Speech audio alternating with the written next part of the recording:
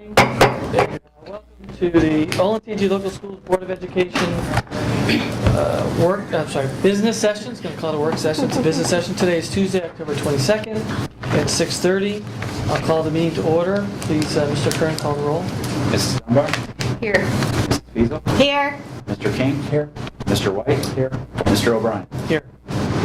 Take the Pledge of Allegiance. Right I pledge allegiance to the flag of the United States of America and to the republic for which it stands, one nation, under God, indivisible, with liberty and justice for all. All right, well, welcome everybody. We have a full room here tonight, at least for a period of time. With that, let me start with the approval of the agenda. Do we have any amendments to the agenda? We do not. Okay. So could I have a motion to approve the agenda as written? So moved. Second. Any discussion? Seeing none, please call the roll. Mrs. Dunbar? Yes. Mrs. Fiesel? Yes. Mr. King? Yes. Mr. White? Yes. Mr. O'Brien? Yes, so we approve the agenda 5-0. Okay, our first presentation is for the reason why I think most of you are here is the Student Academic Achievement Awards. So we've got our National Merit, the semifinalists and commended students, as well as a National Achievement Award recipient. So I will turn it over to Ms. Dunbar to handle the proceedings from here, and I think we'll go up. All right. Tonight we salute Olentangy students who are outstanding scholars and have achieved recognition in the 2013 National Merit Scholarship Program. A total of 25 students from Olentangy local schools are being recognized. 14 Olentangy students have qualified as commended students in the 2014 National Merit Scholarship Program. These students are among approximately 1.5 million high school students across the country that entered the program by taking the preliminary SAT National Merit Scholarship Qualifying Test. Of those entrants, approximately 50,000 high scorers qualify as either commended students or semifinalists. Although commended students do not continue on in the competition for National Merit Scholarships, some of these students become candidates for special scholarships sponsored by corporations and businesses. And I'm going to do the list of students, and as I call your name, go ahead and come up and get your picture taken with Dr. Lucas and Mr. O'Brien. Congratulations to our commended students. From Olentangy Liberty High School, Chatham Anderson.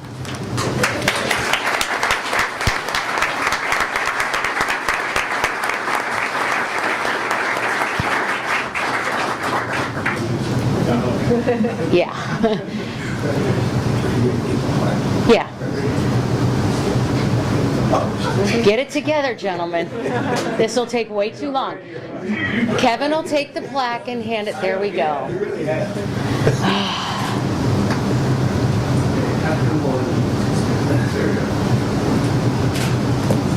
I'll pay for this later, but Kevin and Wade were not finalists in this competition. Congratulations. Good job. Pearl Chen. Kevin, you take the plaque.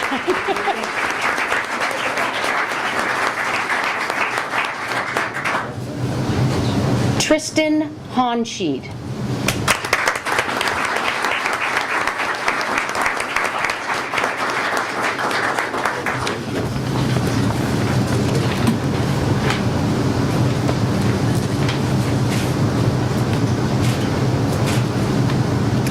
Connor Kennewick.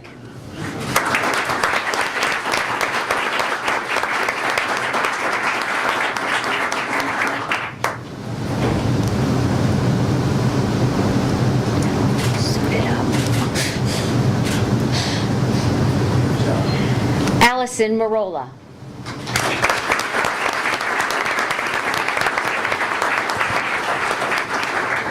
From Olentangy High School, Jeffrey Clark.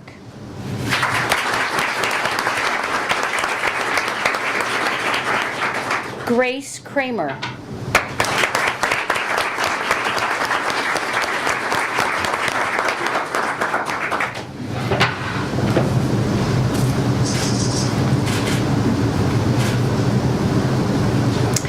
Brooke Haverkos.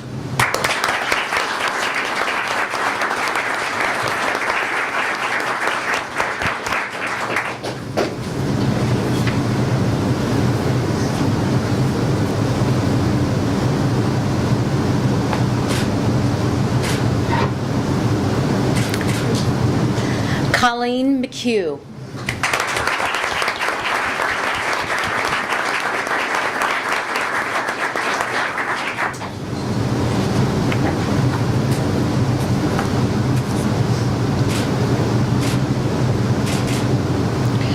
John Wildenthal.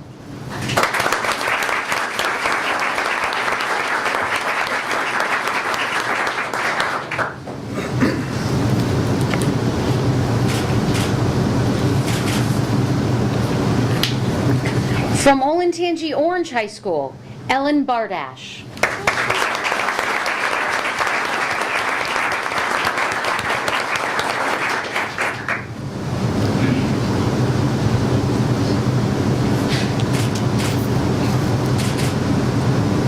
Evan Hafner.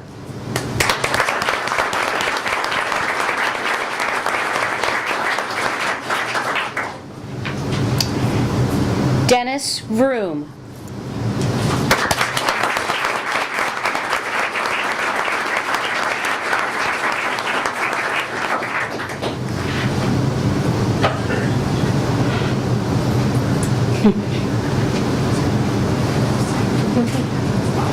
Mom's got to get a photo too.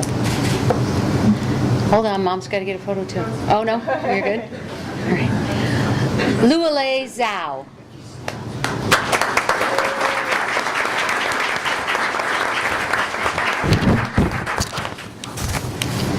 The Olentangy students are among approximately 1.5 million high school students across the country that entered the 2012 National Merit Scholarship Program by taking the PSAT National Merit Scholarship Qualifying Test. Of those entrants, approximately 16,000 high scorers qualify as semifinalists.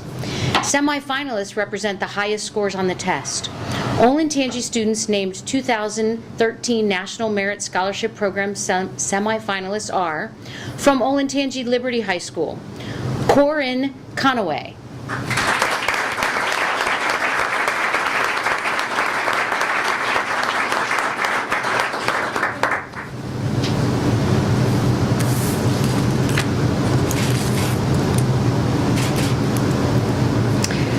Tressa O'Tierney.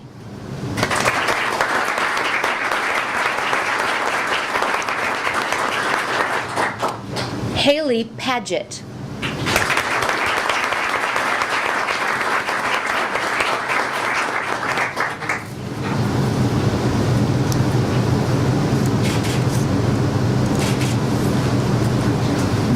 Sneha Sharma.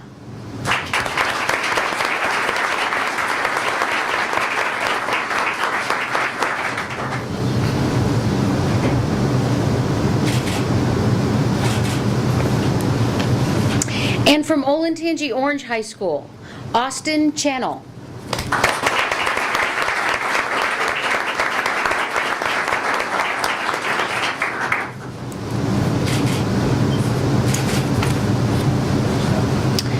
Sedina Jojo Menyo.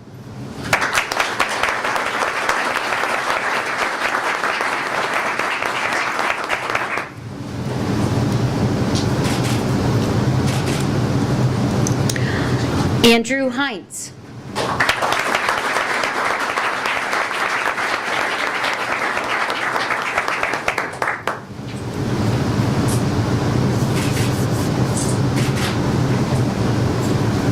And Bennett Wilcox.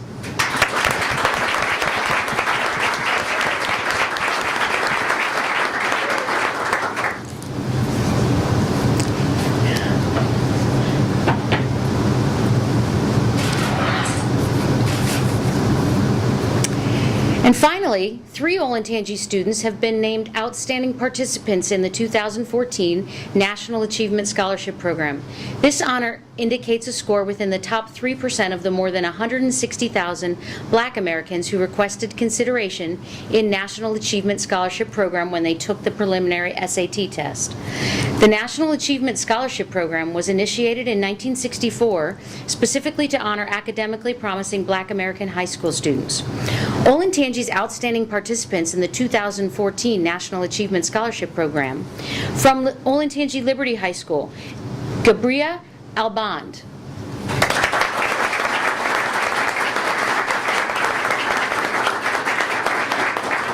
Also from Olentangy Liberty High School, Lise Ann Ball.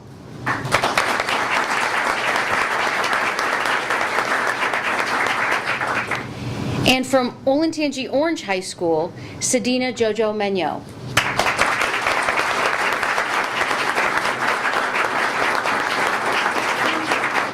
Sedina received dual honors as she was also a National Merit semifinalist.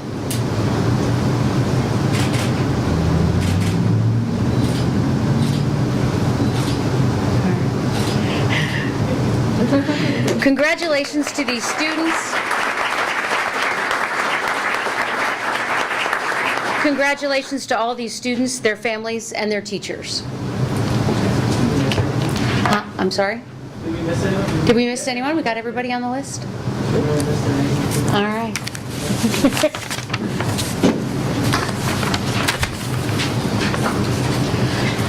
Well, you are all welcome to stay with us for this lovely meeting, but we will give you a minute if you'd like to leave because you have homework to do, I am sure.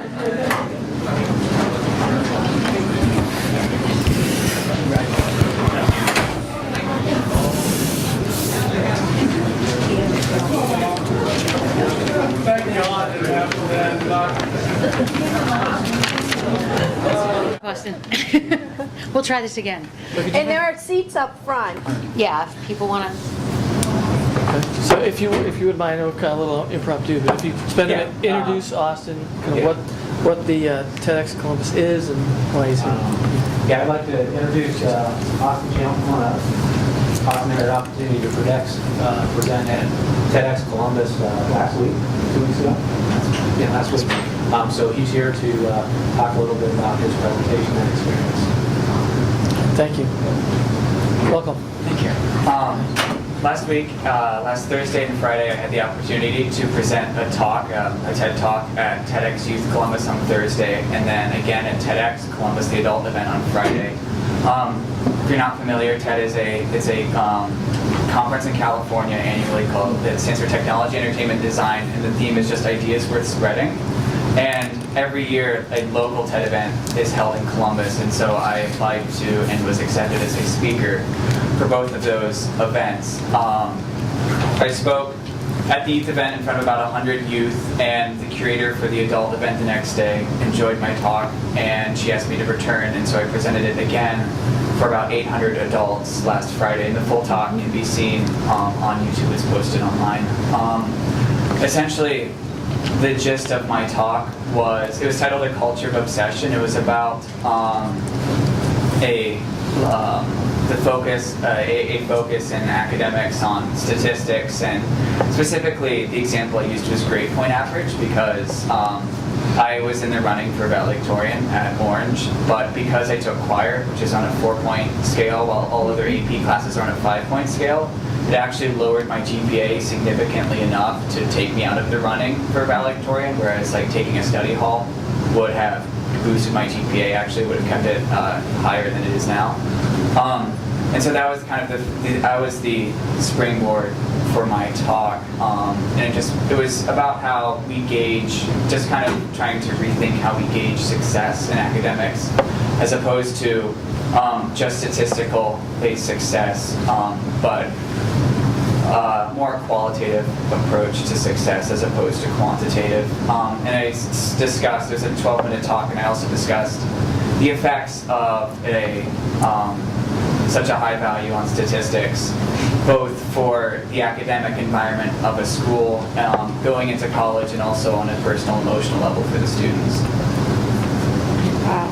So I have to tell you that I was in a meeting at my office at Nationwide downtown on Friday, and all the people could talk about was this TEDx kid they saw. And they had heard the speech, and they kept saying, I said, what school is he from? Because I hadn't seen the agenda yet. They said, I don't know, I think it was Worthington. They're like, I don't know. It was something up there, something up north, because I'm downtown. But that kid, it was the best thing I've ever heard, and that kid will run something someday. And I work in HR at Nationwide, so to impress that group of people, they couldn't tell me anything else they heard, that all they talked about was you. And then I went to the agenda prep and saw your name and sent them all an email and said, by the way, Olentangy, just saying. But they were blown away by your presentation and asked me all sorts of questions about, is that really how it works, and how come they can't get a 5-point scale? And I said, Mr. Rave and I have discussed that often, as my daughter also did choir. But it was so impressive, and I was just beaming that it was an Olentangy student and that you made such a great impression. So when you're running something someday, they want to be able to say they knew you when. So great job. The study hall had more points than the choir? No, study hall has no effect on your GPA. It's not a graded class, and so it would just not factor in your GPA at all, whereas a 4-point would be factored in. Okay. So, do you have any recommendations? Do a 5-point scale. I've had numerous discussions with the administration of my school and with guidance counselors and fellow students, and actually the things that I've heard are that, and from the different alternatives that have been discussed with my peers and the administration of my school, is that there isn't really a totally fair way to calculate something like that, because while weighting an AP class higher devalues the arts in a way, weighting them all equally just overlooks the fact that it is way harder to get an A in AP calculus than it is in choir. And so the recommendation that I've actually heard from a lot of the people in my school is just to ignore the system or just to get rid of the valedictorian system, because it creates competition between your students as opposed to having them each pursue personal growth. There's been some discussion as well in conversations I've heard about making things like choir pass-fail. And so it wouldn't have that grade point attached to it, but still be a grade, and that's tough sometimes for the students who are used to getting a grade. But there's been some discussion about that. I know there's been discussion on putting it on a 5-point scale, but it raises those problems as well. But it is a shame when, I know what happened at Liberty this year, someone who's been in choir for 4 years didn't do it their final year so that they could be valedictorian, and they were. But they missed out on their senior year of singing and enjoying, and the choir missed out on having them. So, Austin, I just need to say that thank you for your perspective. Thank you. I think that you, number one, come in here with a tremendous amount of talent. Thank you, sir. And number two, you come in here with a tremendous amount of maturity. Because the way you just answered that question, I couldn't have answered it better myself that way. So thank you for that, and thank you for being in Olentangy. Yeah. Thank you. And I just want to ask, where are you looking to go to school? I am currently considering applying to OSU, MIT, Vanderbilt, Rice, and Washington University in St. Louis. WashU, yeah. we should talk. I have a son at Vanderbilt, and my brother's on the board at WashU. So. Oh, yes. Can we take a little 5-minute break? I will give you, Mr. Rave, can you give him my contact information? Is Mark still in here? Okay. Thanks. Yep. Thank you for coming tonight. Thank you very much. Very impressive. Thank you.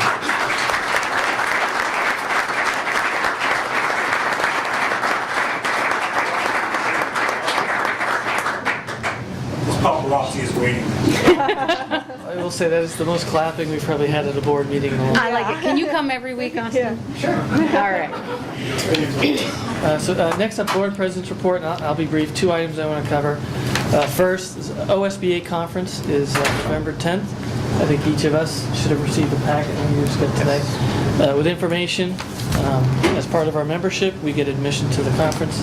Some good content there on issues facing school boards and school boards governance topics, etc. I would encourage everyone to attend. Again, it's November 10th down at the 10th and 11th down at the Convention Center. And then second item, I guess for this group as well as maybe the audience, we did put out a release today seeking development committee members, and would encourage people that have an interest in or an interest in helping the district, but also some capabilities or experience in facilities maintenance, facilities upkeep, and long-range planning, to submit their names. Information on how, when, where to submit is on the district website, and we would encourage everyone to participate. So, with that, I will turn over to Dr. Lucas for the superintendent's report. Thank you.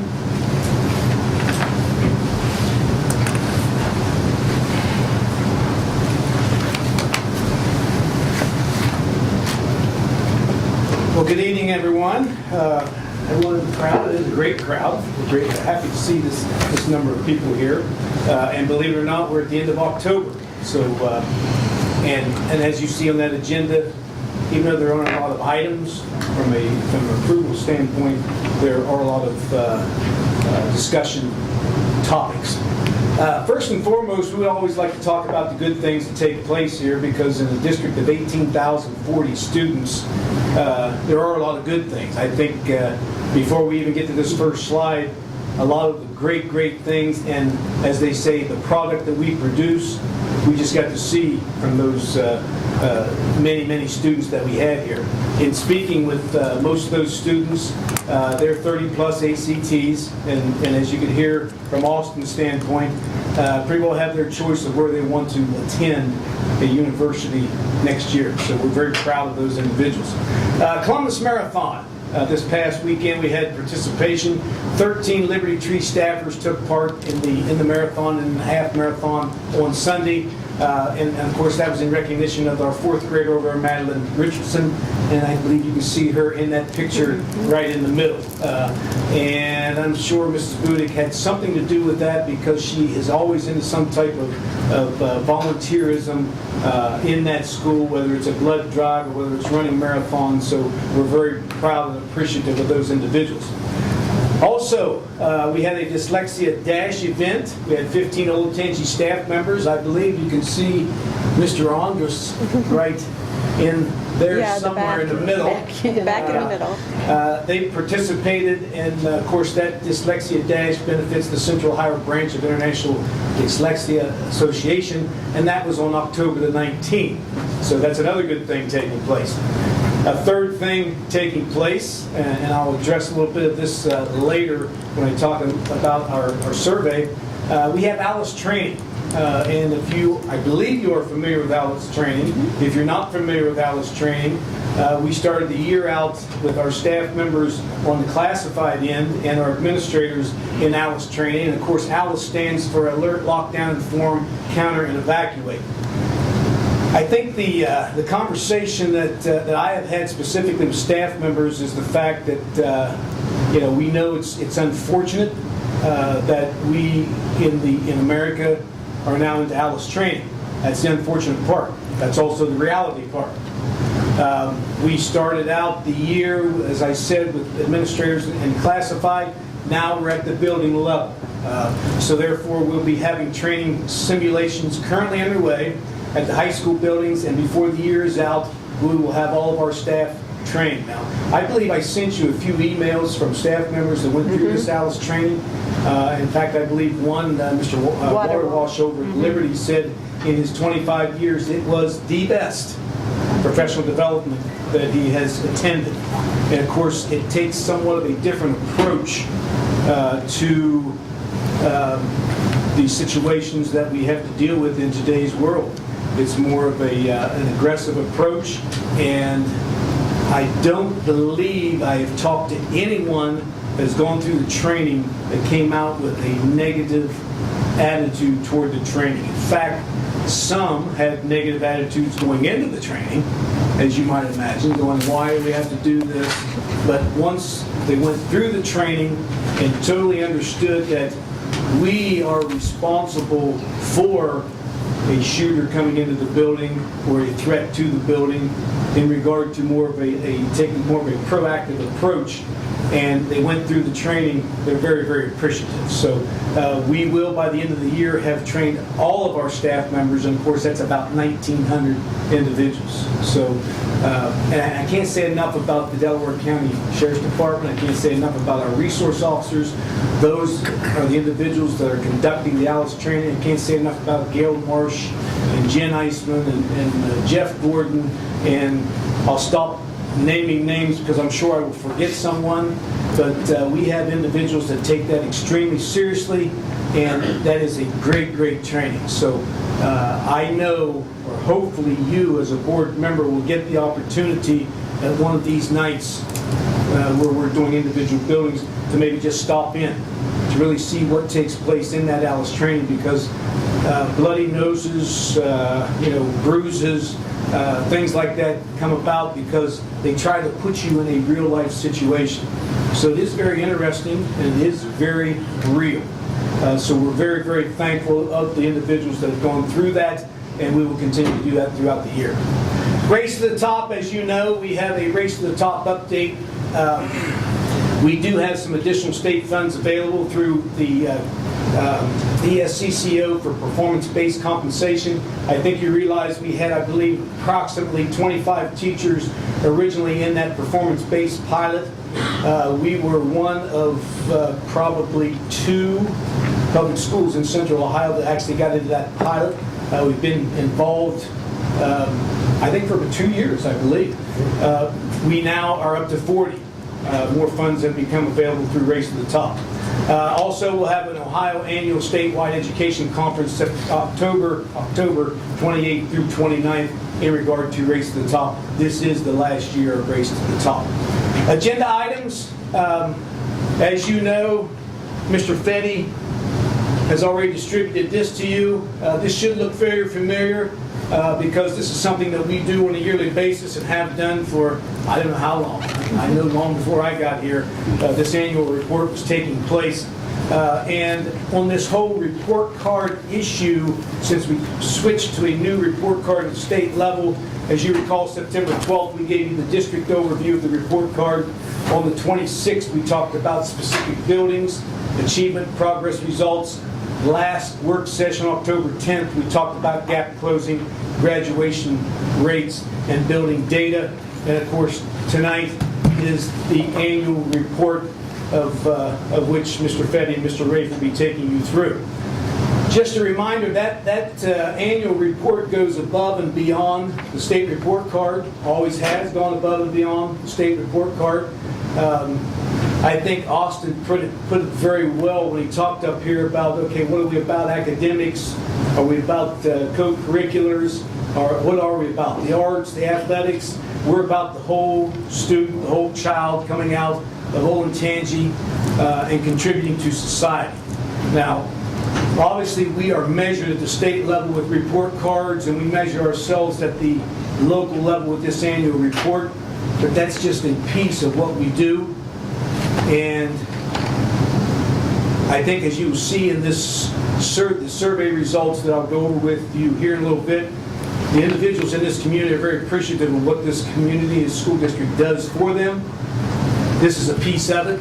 It's a nice piece of it, but it's not all of it. So I won't steal any more of Mr. Fetty's thunder because he's going to go through that entire annual report.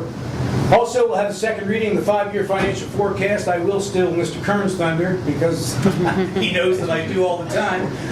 His key highlights, of course. I'm not going to say much about this because these are reviews. I will stress the fact that, again, that middle bullet, more than $30 million in reductions were made over the past 5 years. Why does the 5-year forecast look like it does? Because a lot of individuals sacrificed, and a lot of individuals really got creative in regard to the product that we provide, and we will have a positive fund balance through 2017. So we will talk a little bit more about that, not much, because it's really up for approval on the board agenda. Also, we have donations, again, which we have every school board meeting. Orange Baseball Association, new dugouts at Orange Middle School, worth $8,000. You see a lot of individuals here in regard to this next bullet, turf installation at Olentangy High School. That's been a process, as you know, those of you that have gone through that entire process. A lot of blood, sweat, and tears put forth by a lot of people in this community. A lot of people. I sit here and I see Mike Bull in the crowd, and he was one of the first people that ever approached me about this whole process. I don't know how long ago that's been, 2, 3, 4 years ago, but I know that there was a lot of perseverance on his part and many others to get this thing where we are today. And of course, after this evening, we will have turf installed at all 3 high schools, just like he said we would when he came to see me in the office one day. I experienced what the turf can do for a community Sunday when I was over at Orange for the Sunday championships or whatever. It was called the OYA football championships, went from like 9 till 8. Believe me, on regular grass, you don't do those things. The night before, Orange had a band competition band show with like 8 different bands, including the Ohio University band coming in. And that was from 5 till 10 at night. So again, when Mr. Bull and others approached me about turf, he said, this isn't just about football games on Friday night. This is about providing the community with a facility that we can use anytime, no matter what the weather is, from an outside standpoint. So, Mr. Bull, thank you. And I got to witness that whole piece, that whole 4-year transition in person. So we're very appreciative of all the individuals in regard to that. Believe it or not, we're purchasing salt. Sounds like we better purchase it pretty soon. Hopefully we don't have to use it in the morning. 450 tons worth, actually.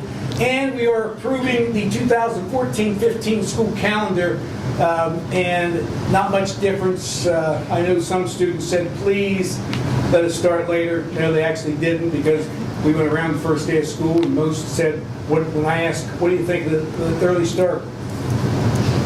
Doesn't matter. They know they have to be here, right?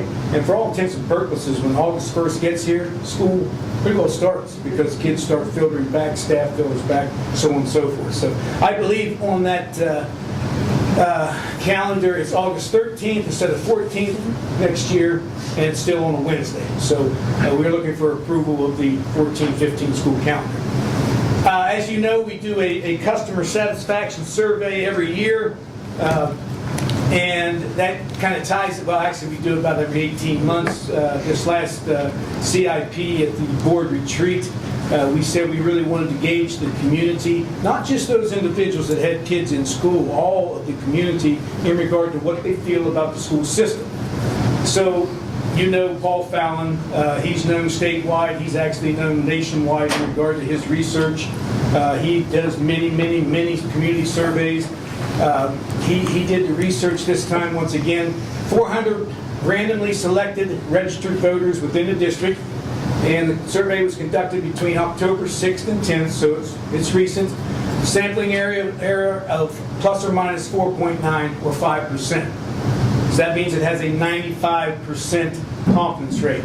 Mr. Fallon will be here on November the 14th, so again, I'm not going to talk about the entire survey, but there are 3 questions that we ask in this survey that we've asked in every survey since 2007.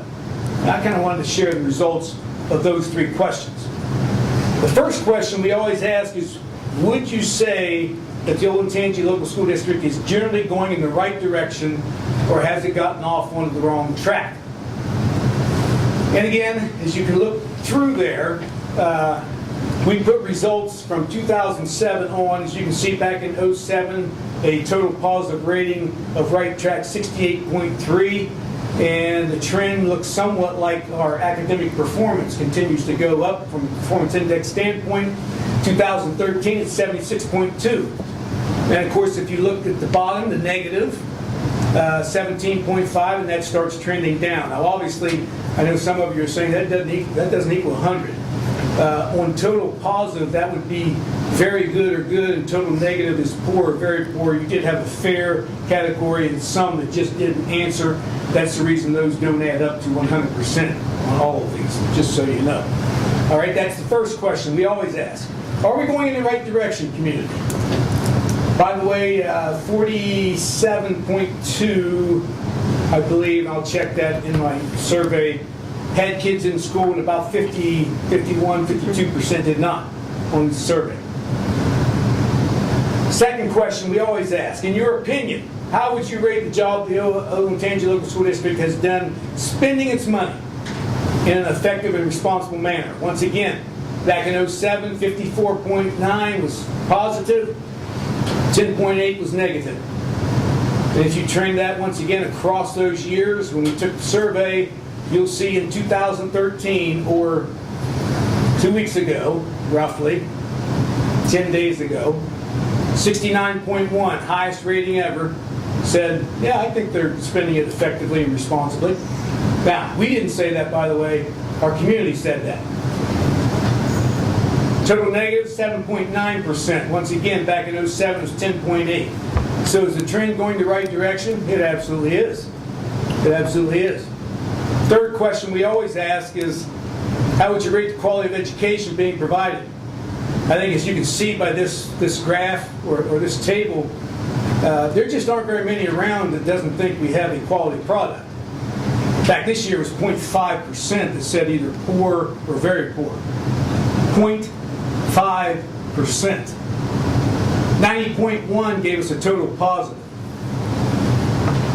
which means, technically speaking, you say 95% of the people say we provide a quality educational product. Again, I'll say this, the community said this. I didn't say it, you didn't say it, the community said it. 90.1 positive, 0.5% negative. I'm sure Mr. Fallon will have a lot to say about those numbers. Before I get into the retiring of Mr. Twilliger, I just had a couple other items on this survey that I did not put on the PowerPoint. When we talk about a question we asked, which of the following is the biggest reason you moved or stayed in Olentangy? And of course, they rotated the possible choices. Highest, 46.4% said the quality of the school system. The next one after that was 17.9%, said to be near their family. Just give you some idea. Second thing I want to share with you is the fact that we talked a little bit about Alice training. In your opinion, how would you rate the job Olentangy has done to ensure safety and security of students? 84.1 total positive rating, 0.5% total negative. 10% really weren't sure. And of course, probably most of those would be individuals that don't have kids in the school system to really know. Last but not least, when we talk about transparency, we ask, how would you rate the job Olentangy does communicating with parents of the district, the students, parents, and the public? 76.8% gave us a total positive rating. 2.5% gave us a total negative rating from a transparency standpoint. Once again, I will emphasize, those are your, mine, neighbors making those comments in regard to the community. I always like to put this one up here. I don't think Ed's here tonight, but we call him one of the original Olentimers. Ed, you back there? He was here?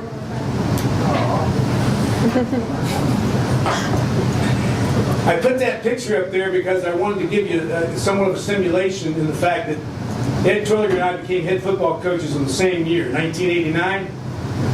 Full head of hair, no hair. What's that tell you about the superintendent's job, right? I look at Ed every day and say, yeah, right, good choice. Obviously, I am kidding because this is a great, great job, but better yet, we both ended up in Olentangy. In the fact that he saw Olentangy when it was 2,000 students, and now we're at 18,040. He's done a lot for this entire community, for the school system, He is one football coach that went through 2 splits, not 1 split, 2 splits. If you know anything about the egos of football coaches, you know most coaches can't take any splits. It's like they're taking my players. The reason we were able to make the transition from Olentangy to Liberty to Orange is because this guy. He set the tone.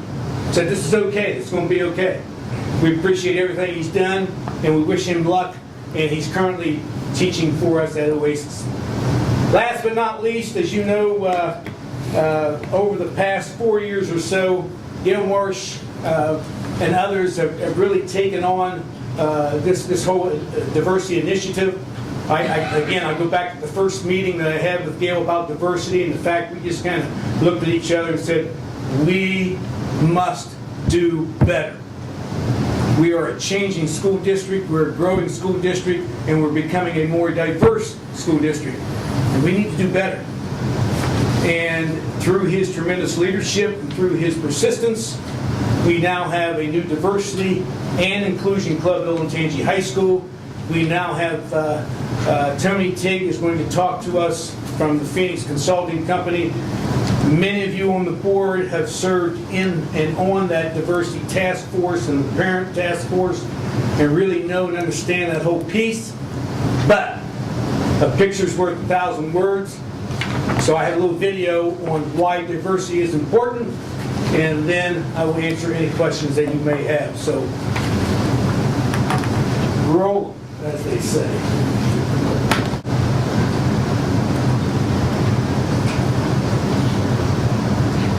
I don't know if you've heard about all the diversity efforts going on at Olentangy, but it's caused quite a buzz, and people are responding in different ways.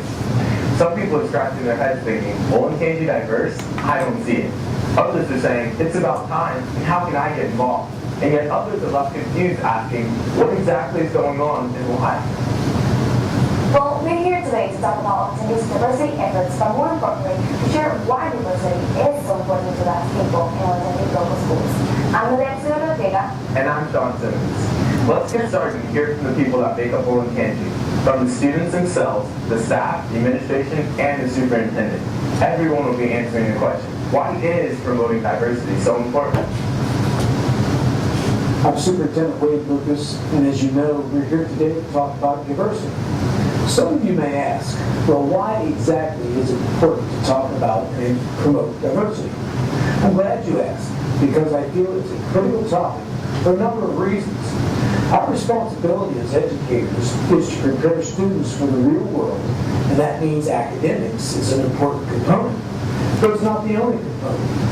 When our students get to the workforce, having the ability to communicate and see things from multiple perspectives will be key, as will be the ability to work with people from different backgrounds. It is our role as educators to make sure all the students in the Olentangy School District get the support they need to feel part of the community. Without talking about our differences and embracing our backgrounds, we can't create a successful academic environment for our kids. An environment where all the students feel like they are a part of the community. You can't maximize student learning when you have students who are struggling to find their place in the community. So that's what this is about. That's why we're here. The dinner just happened to the diverse Olentangy local schools have become. The information shown on your screen is taken from 2012-2013. This diverse population includes students from 35 different countries speaking 24 different languages and many more dialects. When we talk about diversity here at Olentangy, we're talking about much more than skin color, ethnicity, and language. Our differences and similarities are far greater, including socioeconomic status, religion, gender, age, sexual orientation, speech abilities, physical and academic abilities, learning styles, and many more. I think it's important that we promote diversity because we live in such an increasingly diverse society and need to be able to understand and accept the difference come on. I also think that it will help create a more harmonious environment where everyone feels valued, respected, and motivated to strive to do their best despite doing what's right. If we can truly zone in on this issue, I think that Olentangy local schools can be the start to a major chain reaction. Every building in the district has a diversity liaison, a citizen advocate for diversity, equity, and inclusion. Diversity has made a huge impact in my life. It has helped to mold the person that I am today, and I'm sure it will help to change the person that I will be tomorrow. I believe it's important to promote diversity because our new age in life is just a huge cultural mixing pot of various ethnicities from all around the world. And to truly do well in this new age, we need to understand different cultures and be cognizant of different ideas that come from various places. Olentangy has 2 district diversity coordinators. Their pictures are shown here, dedicated to creating and maintaining district initiatives and programs. I like how my school is diverse because part of it is we're all different, and I think it's important to talk about that. Olentangy has a diversity committee made up of parents, community members, staff, and administrations who charge to make recommendations to the superintendent to support the district's mission and ensure that diverse talents, skills, and experiences of the school community are valued, respected, and supported. This group is always welcoming new members. Diversity is important to me because I really think it shapes our kids for the future. Diversity is more than just what color you are or where you live, but it's what you believe, what your family makeup is. There's so many things as educators that we need to consider, making sure that we are meeting the needs of all of our learners and that everyone feels safe and honored and a part of the bigger Olentangy community. I believe that it's important to promote diversity because some kids can live kind of like a one-track mind, and it's really not good to just keep living on that one-track mind and thinking only what you know and hear. Whereas promote diversity, you're open-minded, you get to hear about differences in other people so that you can become more wealthy and more interconnected with these people.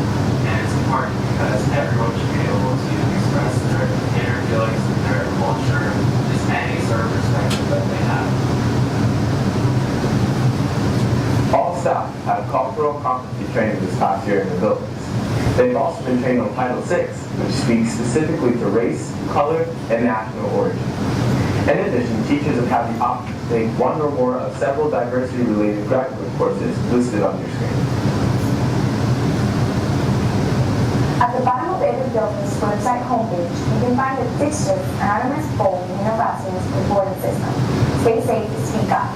And you can take advantage of this helpline as a student, parent, staff member, or ally. I think it's very important to promote diversity in our school because I want all of our students, staff, and parents to feel comfortable in our high school.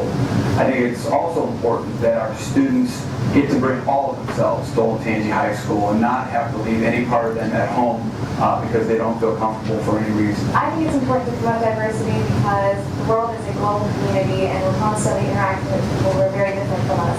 And we have to learn to appreciate them and take interest in their differences because most of the time you come and learn something new from it. Wow. As you can see from our community members, talking about diversity and providing environments where all of our students feel safe, supported, and empowered is extremely important. If you would like more information about the district efforts and initiatives, please visit the Diversity Inclusive Education section of our district website. Thank you, and we hope you enjoyed our message today.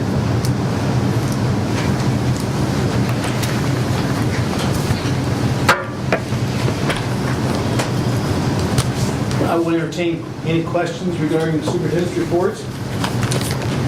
Is this content available on the webpage? Or will it be? Is it available on the webpage yet? No. It will be. Yes. So if people want to look at the building level progress, they can Yes. look at there. Yes. Do you have something? I think I had two, but I can't remember the second one. Okay, that was just making sure that was okay. Yep. Unavailable. All right. Thank you. Thank you. Thank you. Okay, next on the agenda is the treasurer's report. For tonight's agenda, under treasurer action items, we'll have the approval of the October 2013 financial forecast. I'm not going to get into too much right now. I know I have a discussion item later on down the agenda here, but we'll also be approving the board minutes from September 26th. The financials for September, I've said this many times in meetings before, is September financials, if you look at the general fund, on page 3 of 51 of the financial report, you see variances at 0. As part of the approval of the 5-year forecast, we reset our estimates, our cash flow estimates as we go through throughout the year. So that's why you see that. Also on tonight's agenda is donation approval. We have 3 donations. We have $4,200 from Liberty Tree PTO to Liberty Tree Elementary, of which bigger items is smart board and projector. We have $500 for In the Know from Anonymous to Liberty High School. In the Know, I believe, is the debate team. It's more trivia, but higher level than just trivia. Yeah, it's not Trivia Pursuit. It's like Jeopardy. Yeah. Thank you for the correction. And then we have a narrative writing bundle from Indian Springs PTO to the Indian Springs Elementary School. And then we have some appropriations that need to be approved at the fund level. Essentially, those are due to people, when you start the beginning of the year, you have a budget there. They have more available money than they originally planned in the spring. So we have to increase the expenditures, or increase the appropriations so they can then expend the money. So. Any questions? Like I said, we'll have the discussion items on the second reading of the forecast. Anything else as far as treasury action items? All right, seeing none, we'll move on. So next agenda items, public participation session 1 for general comments. So these are for non-action items. We'll have a second session for action items. So first up is Michael Collins. Michael, as he entered the podium, is on the State Board of Education, who represents the Olentangy School District on the State Board of Education, and is here to talk about Ohio academic content standards. Michael? Hi. Good to see you again. Welcome. It's a pleasure to be here. Thank you one and all. It's a pleasure to be back. I think it was about a year ago that I had the opportunity to visit here. So a little different circumstances. So for those of you that were supportive a year ago and asked me to serve a second term, I thank you. I do have the privilege now, because I was redistricted, that I represent all of Knox County, all of Delaware County, and 9/10 of Franklin County. So it's a pleasure to be back, and particularly to visit one of Ohio's outstanding school districts. It's always a treat to come here, and I congratulate you all on what you're doing and what you will do. I just want to give a quick update, and actually I've had an opportunity to do this either with superintendents or different school board meetings for a while. There's a lot of talk in the air, if you will, about Ohio's content standards and confusion as it's related to Common Core. And as you hear your academic achievement reports tonight and you look at these graduation rates and some of the changes that are coming, I think it's important to be clear about what really exists and what's hearsay. In 2010, your State Board of Education, which did include yours truly, adopted a set of Ohio academic standards on June the 7th. And at that time, we knew that there was a commitment that we would align those with what was coming, known as the Common Core. These Ohio content standards are not national standards, they are Ohio standards. On June 7th of 2010, if somebody wants to go back and page through the minutes, it actually says in the motion that in the adoption of this by your State Board of Education for the entire state of Ohio, and it actually is followed by model curriculum, is what's guiding you now, which will lead to new assessments and eventually end of course exams, is all based on 2010. Not what you're hearing now. It's not a federal design curriculum. It's what Ohio said, and we need to be clear. In that, it said, in the motion, was that these content standards for the state of Ohio in 2010 are adopted with the understanding that if they exceed what they know as Common Core standards in the future, Ohio will not reduce theirs. We will stay where we are. And the second part is, if there's by chance a Common Core standard out there that Ohio is not meeting by 2015, which is when we expect them to at least show up for a comparison, we then would revisit those to make sure Ohio is not falling behind. I just want to bring great clarity to this. There's a lot of political and ideological rhetoric around this. There's not any educational truth. What your students, what your children, what you are paying for is supporting is actually the following of Ohio's academic content standards adopted in 2010 that actually put us like 4th in the country in terms of the states that did that on their own. And we actually did it in all 4 subjects. So we did it in language arts, we did it in social studies and science, and we did it in math. Right now, the only Common Core standards out there are in math and language arts.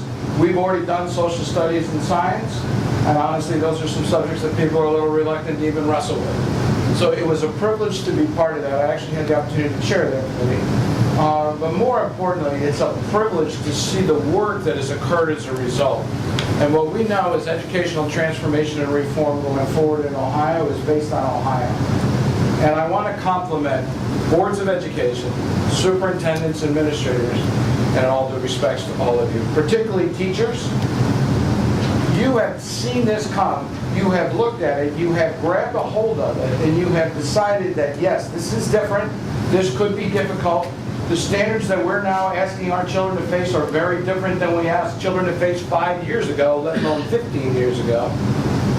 And we're up to the task and we're willing to move forward. And that's really the nature of the progress that Ohio has made. The other side I want to share with you, and this is a pleasure again, is that it's a pleasure to be here in a district that continues to lead the way in this effort. You know, I have an opportunity. I only have 32 districts now. In my previous district, I had 129, which is unmanageable, unequivocal.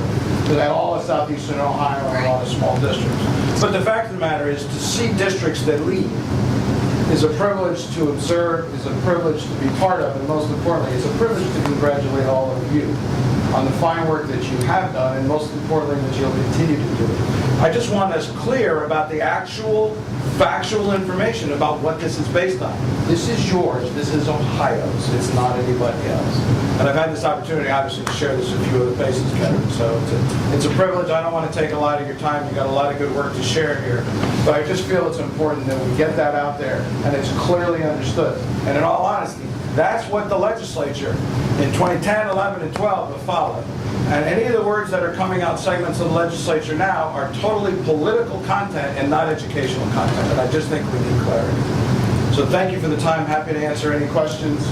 And again, it's a privilege to be a neighbor of and to visit such a fine district. Congratulations to all of you for the good work you've done.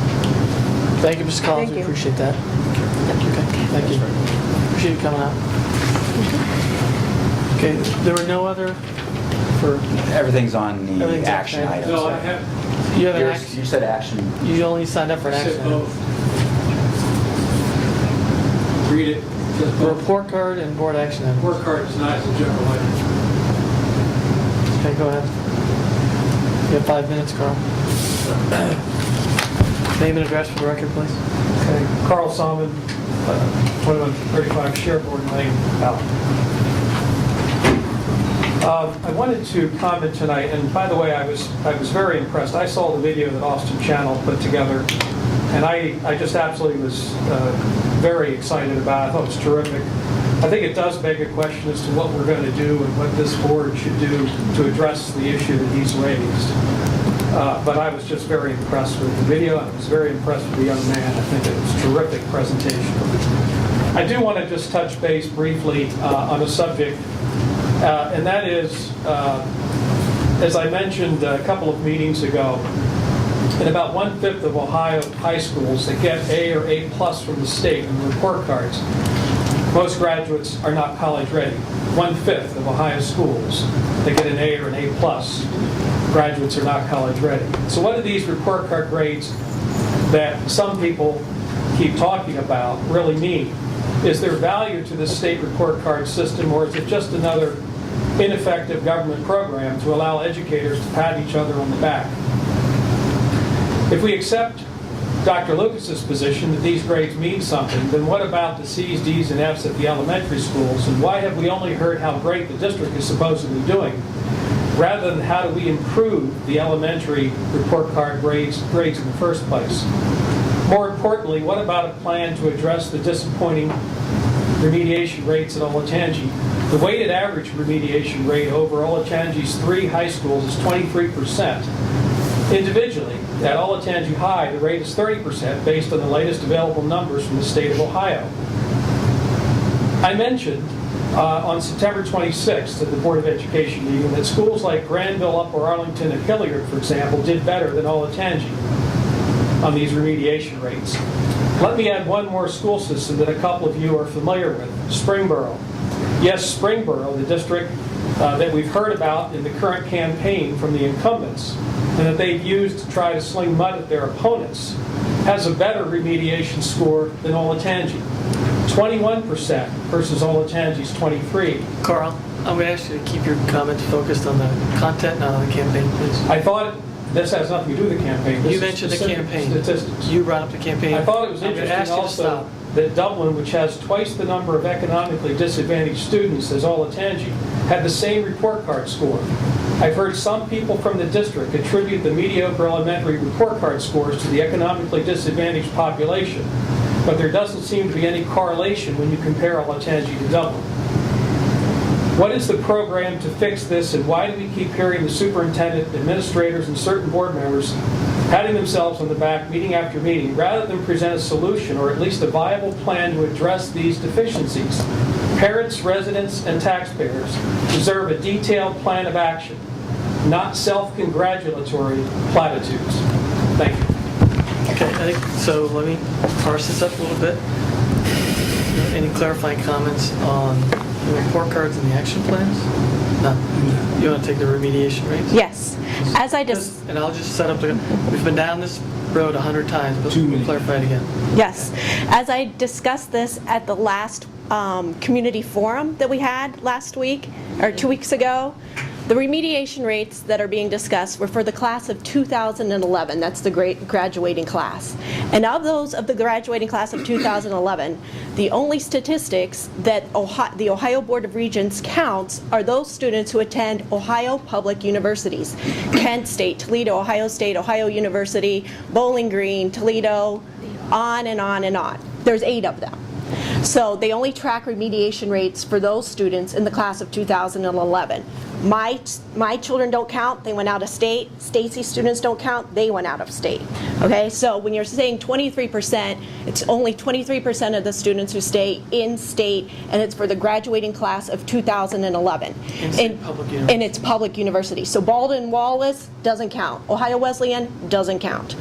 So now that we have that straight, in 2010, you asked about what we are doing to bring those remediation rates down. In 2010, we implemented that our students would take college prep English.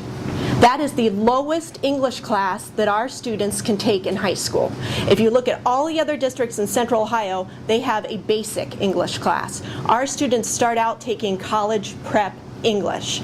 And once we get caught up with the data that's available and the students that have gone through the system, we will see a change in the remediation rates that will come down. We also discovered that and this was just discovered this year at the Ohio Board of Regents, because they were looking at the remediation rates, and they asked the universities, well, what's your remediation rate at Toledo? And Toledo's would be X. And what's your remediation rate at OU? And OU's would be Y.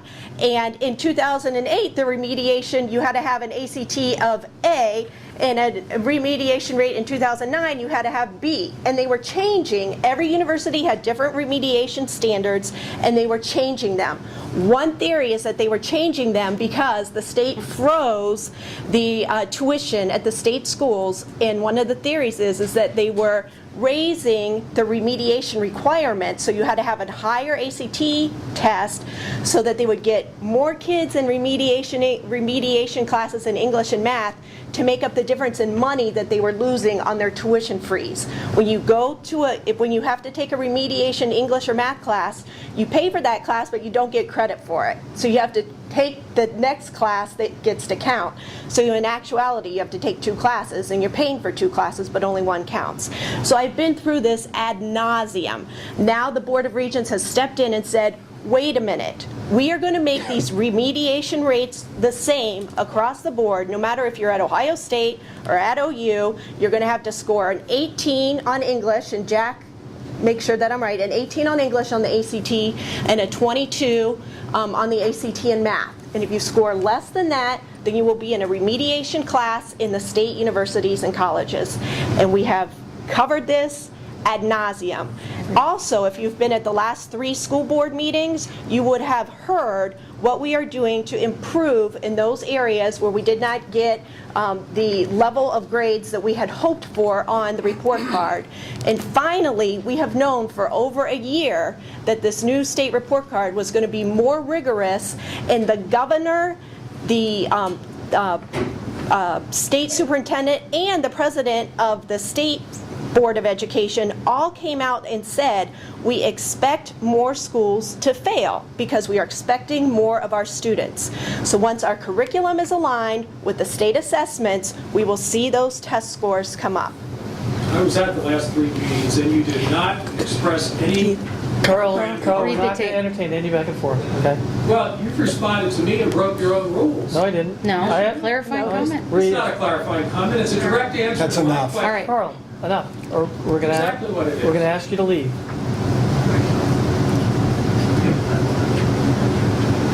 Are we done? Okay. Next item, district diversity update. Tony Teague, please. Please come up.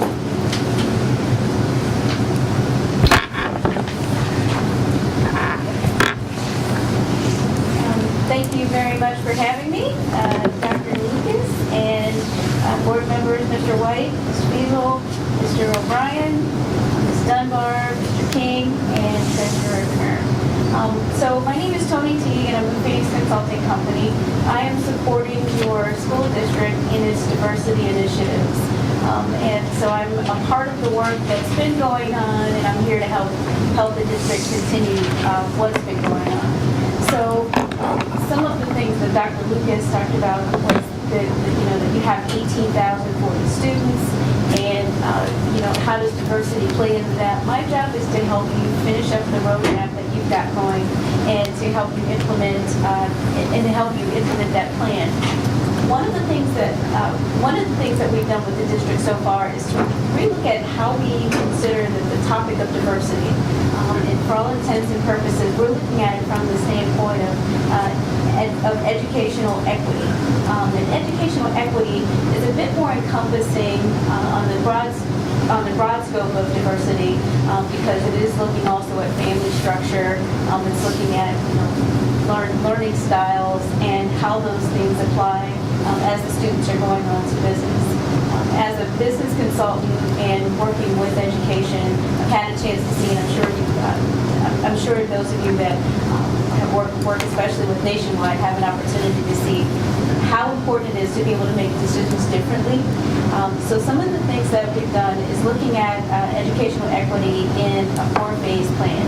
And that first plan, part of the plan is exploration, which just entails looking back at the information and the data that you've already extrapolated around diversity, looking at what's going on with your liaisons and each school building. My job is to work specifically with the high school and the middle schools. So, in working with those liaisons and those diversity clubs to help them get up to speed and make sure that each building and each club, as each building is its own community and it has its own specific needs, there's not just a blanketed approach, but there's something in there that actually works for that particular school culture and its own makeup. The next phase is actually going through and developing the plan. And that development of the plan has been again, going to some of the clubs, working with the diversity committee and some of the subcommittees thus far, and helping them really establish their own processes and procedures that work.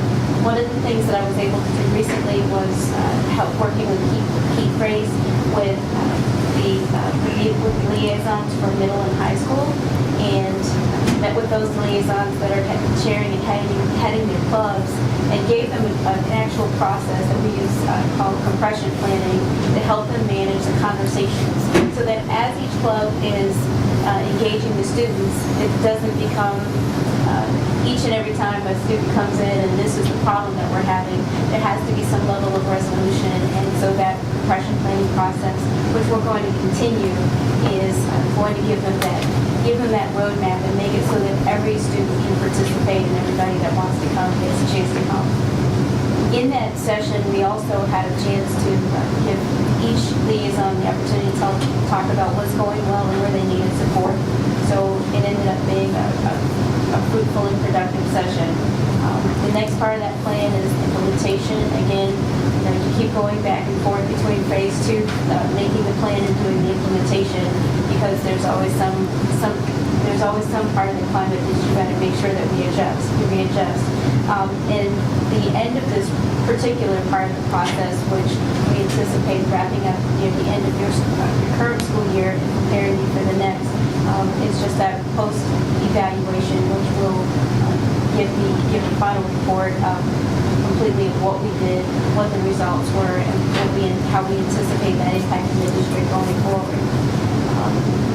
And so again, I'm going back to some of what we've done, working with liaisons, working with the clubs, working with the diversity committee. In particular, I've worked with the curriculum task force thus far to help them get back to what's really exciting and what's really needed by the teachers based on their strategic plans.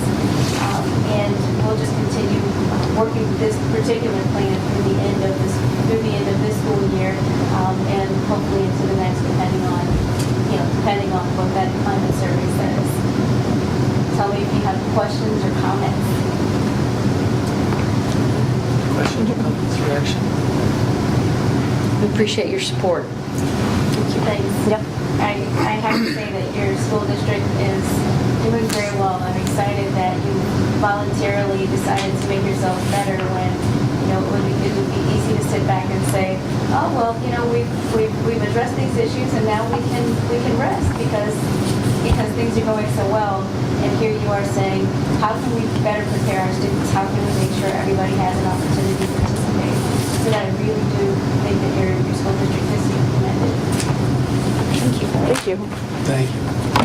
Thank you very much. Appreciate it. Thank you. Okay, the next discussion item is the Olentangy High School turf. I believe we'll have 3 people talking.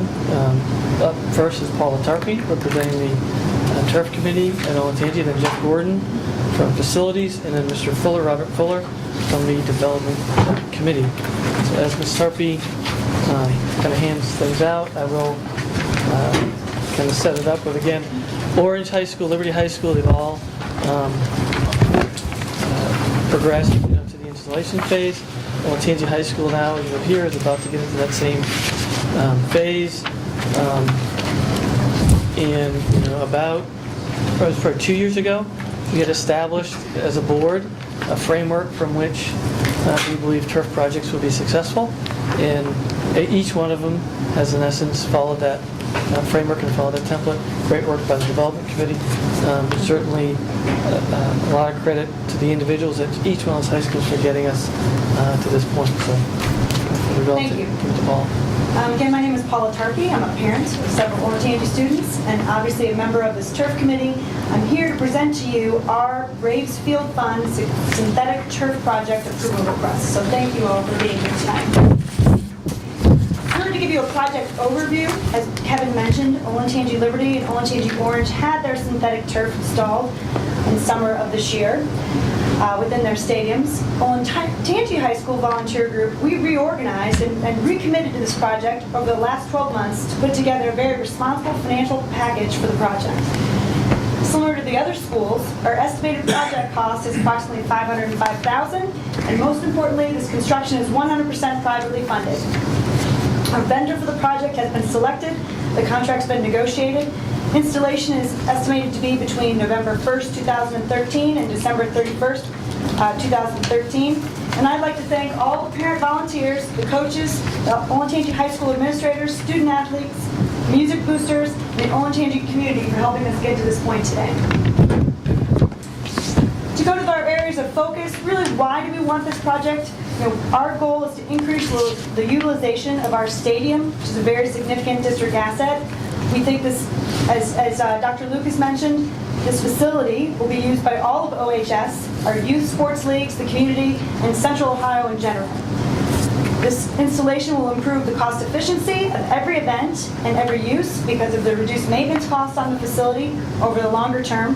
And we believe it also provides a higher quality and more consistent playing surface for everyone that uses it. It is believed to be more safe than natural grass for head injuries due to the consistency of the hardness. And there really is no difference in other injury rates relative to natural grass versus synthetic turf. And it should be noted that the quality of this surface, and we've been studying it for some time, and the materials, has improved dramatically over the last 10 years. So if any of you had seen the synthetic surface about a decade ago, the surface is much different today. And that's really with the components that they use. Specifically, on our surface to be installed, we're having a guarantee by the vendor for 8 years of its life. The Olentangy Development Committee will speak tonight that they did complete an in-depth review of the product specifications, and specifically our project has been spec'd to meet or exceed the turf standards created by this Olentangy Local School District Development Committee. Most important to this board, I'll get to the point that no funds or no guarantees are required from the Olentangy Local School District for this project. There's no collateral liens on any district assets such as the property in question. And obviously our financial plan we put together meets the Board of Education guidance that was established in July of 2012. Our financial package is a combination of existing cash on hand, individual contributions that have been invoiced in accounts receivable near term, and multi-year pledge commitments from individuals and some corporations. That's about half the project. The other half of the project is going to be bridged with a bank loan that we've already received that will be backed by individual booster commitments from many of the sports teams and music boosters, so football, baseball, softball, volleyball, basketball. There's too many to mention here. But we've put together a sound plan, and they've all approved at their individual booster levels a 5-year funding commitment, which will pay down that debt through the bank loan over a 5-year period. Obviously, this is all backed by the overall OAB, which is really the funding mechanism, the 501(c)(3) that kind of oversees and underwrites or helps out the individual booster groups.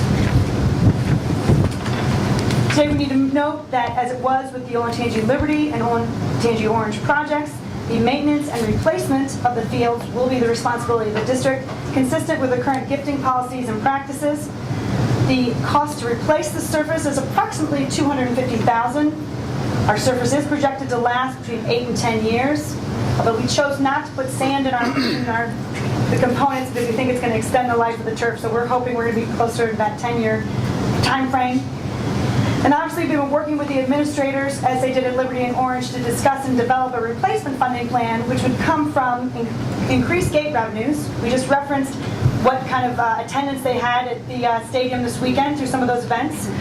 Obviously, facility rental fees, and from a lacrosse perspective, I know some of us in the audience could address how much we spent on facility rental fees last year. Maintenance savings, which I'm sure will be addressed later on, but it's estimated about $30,000 a year will be saved on ongoing maintenance, and then some beverage contract residuals, et cetera, to all develop that replacement funding plan for the project. In summary, we just formally request that the Olentangy Local School District Board of Education approve the facilities change form in order for the Olentangy Braves Field Fund to move forward to provide this gift of synthetic turf field in October of 2013. Thank you, Paula. Thank you.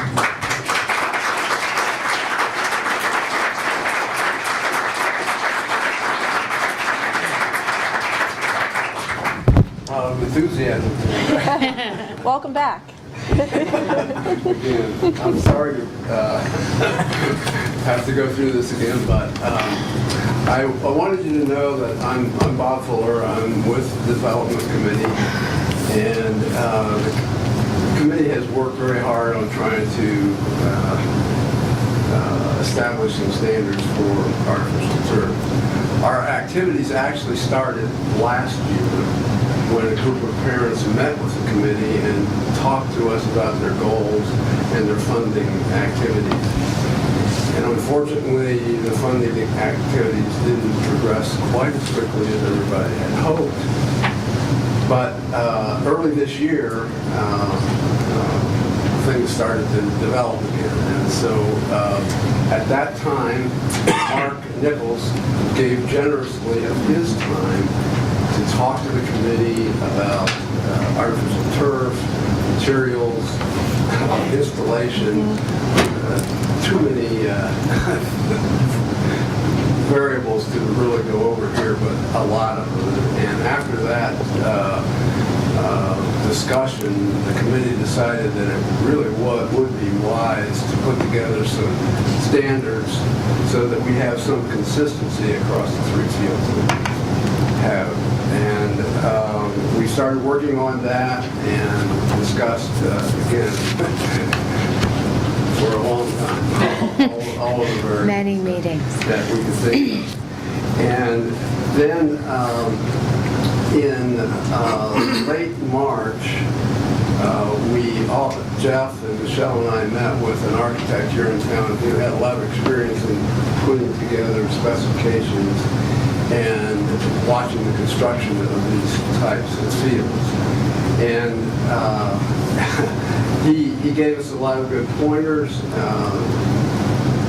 We used his information to improve our standards. And Jeff just happened to have a proposal for Orange High School in his hand at that time. So we asked the architect, Greg Galletti, to review that proposal and give us some comments, which he did. And we got some things incorporated into the proposal that he had suggested. And he just got done with that, and Jeff's got another proposal for Liberty, and we asked him to do the same thing for that, and he did. So we learned a lot through that whole process. And then in our April meeting, we decided to approve the standards that had been put together, commended Jeff and Michelle for all their hard work in doing that. And also, we suggested that Bill O'Sullivan, who has been involved in a lot of construction projects here at Olentangy, and Greg Galletti, the architect that helped us out, actually oversee the construction of the two fields that are done. So I think that finishes my summary, and I'll turn it over to Jeff at this point. Thank you, Mr. Fuller. Thank you.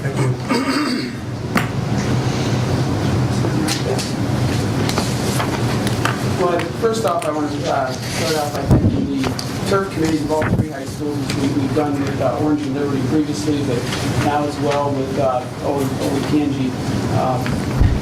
Appreciate the work they've done in raising the funds and putting the fields in, and it certainly has made our job from a maintenance standpoint much easier this past fall and even easier next year as we head out with 3 fields with turf.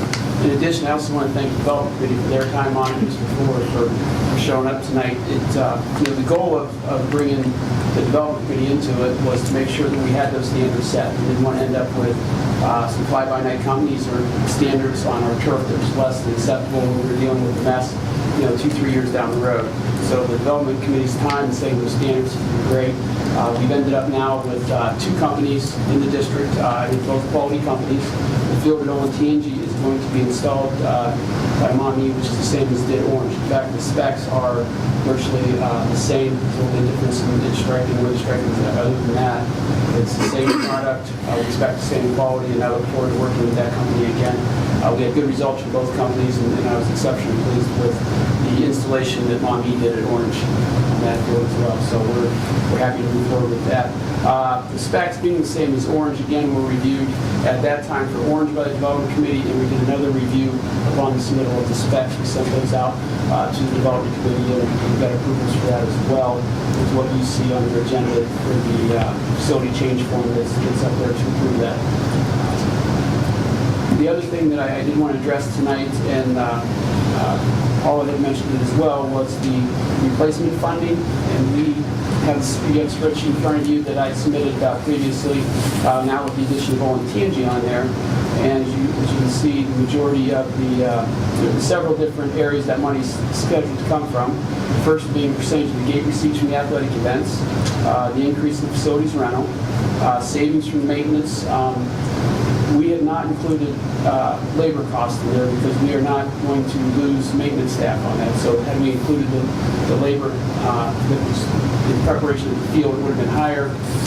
So we're not losing staff. We just have them doing other things that we never seem to keep up, regardless of whether we have turf or grass fields. So in addition to that, we have residual money from the beverage contract when we contracted with Pepsi. I think it was about 14 years ago. We're finally getting near the end of that contract. That money was provided at that time and will be divided as a starter for the turf replacement. Do you have any questions? Thank you. Thank you, Jeff. I was just going to say, I've been to 3 events in the last week on the 2 fields with turf. The Bandit Orange, which was stunning and beautiful, and couldn't have happened on a non-turf field. And the schools and the marching bands, the fun they had and the support they had for each other was great to watch. And then Friday night football at Liberty, and then a soccer game last night, and it was rescheduled because the team we were playing, one of the students on that team's family was the one that was killed in Columbus, and so they postponed the game.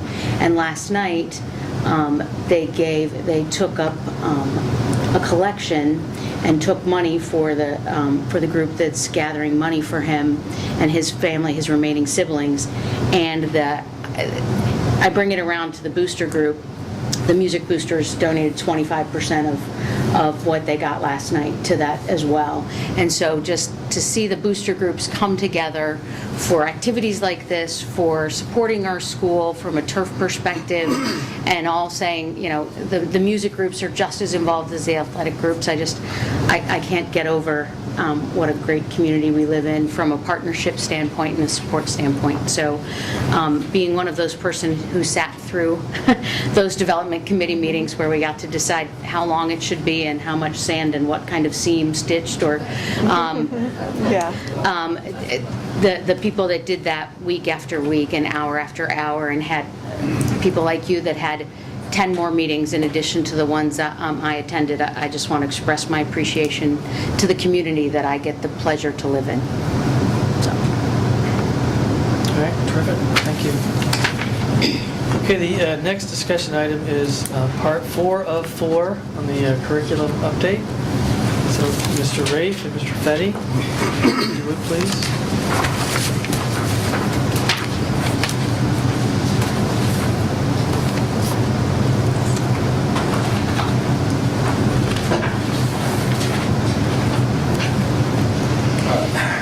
Good evening, and thank you again for giving us this opportunity to address you regarding our academic achievement for the 2012-2013 school year.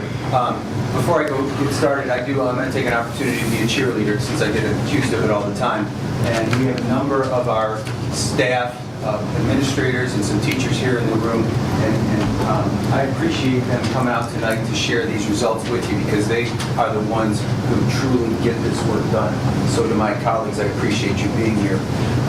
This is our 4th presentation in this series, and we decided to do this over a series of mini lessons because of the new state report card. And while the indicators on the report card are different, this presentation is similar to the ones that we've given every year since 2003.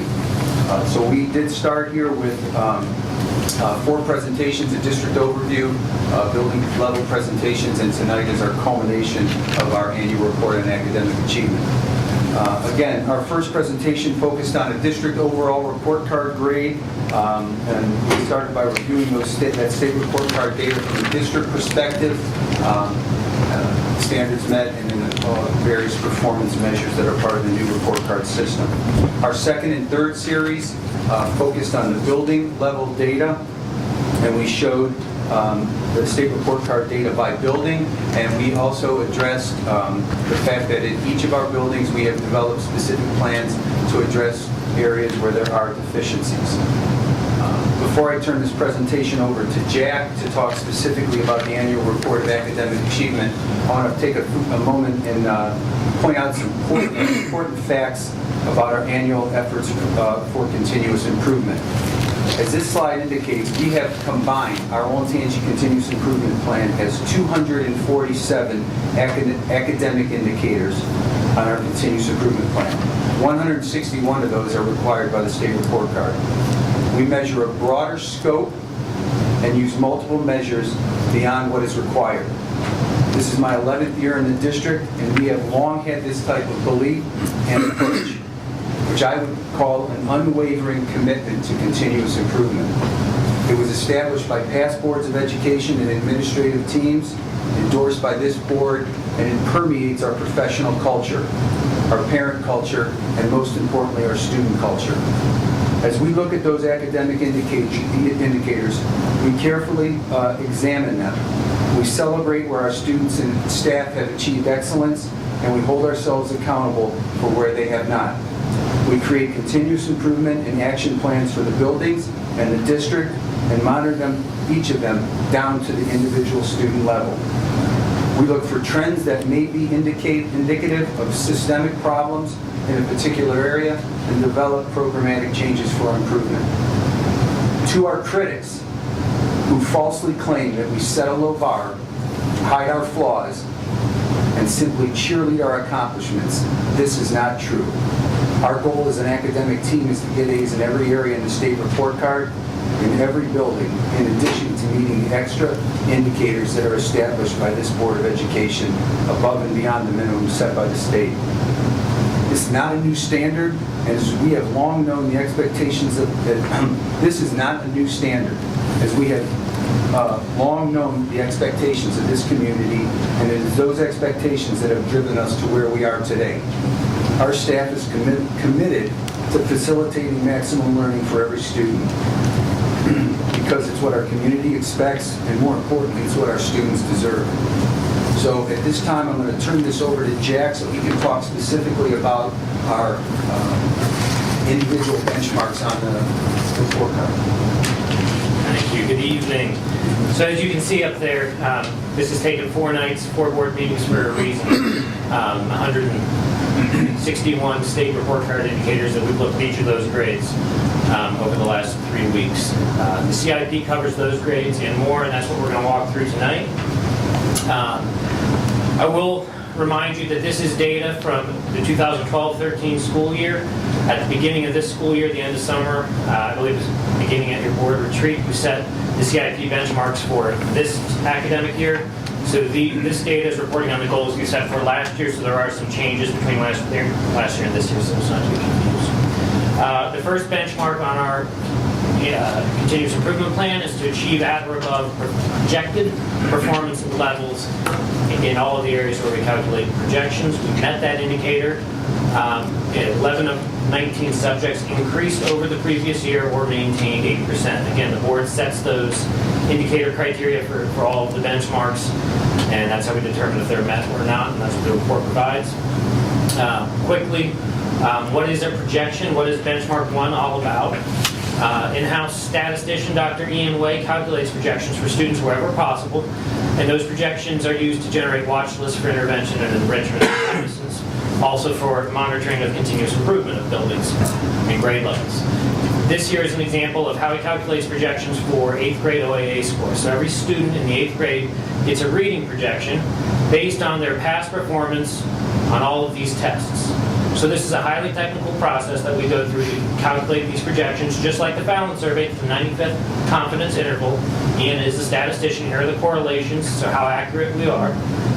So we calculate those projections for every student where possible, grades 3 through 8, grade 9 and 10.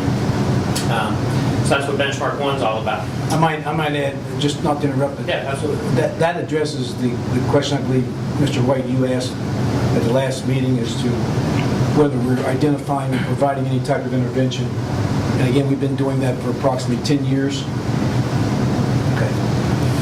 Benchmark 2 is the facilitator year or more in achievement for every year of instruction. This is also known as value-added growth or progress, depending on your preferred verbiage. We met the indicator that our overall growth would be at or above a year's worth of growth. We received an A grade on the report card for that indicator. We also met the indicator that says the majority of subjects and grade levels will meet or exceed a year's worth of growth, and that a majority of subjects do. And I'll show you this graphic here to take you back 2 board meetings when we talked about growth extensively, and I won't go into it in detail now, as well as with benchmark 3, which is meeting state standards at the district and building levels. We met all of our indicators. That goes back 3 board meetings. We talked about achievement, and the indicators met. We received an A in that regard. In the last meeting, we talked about annual measurable objectives. We did not meet that indicator in 2 subgroups in, let's see, 2 subgroups in reading and 1 subgroup in math. And here we looked at the calculations for those as well. So you can see in the African American subgroup in mathematics, the goal grade was 78.5%. The subgroup scored is 77.5%. 2 points off, so we did not earn the points there. We did not meet AMO in that regard. And you can see as well with students with disabilities in reading and math. However, going back to the previous benchmark, students with disabilities isn't graded on a year's worth of growth or progress, and they received an A.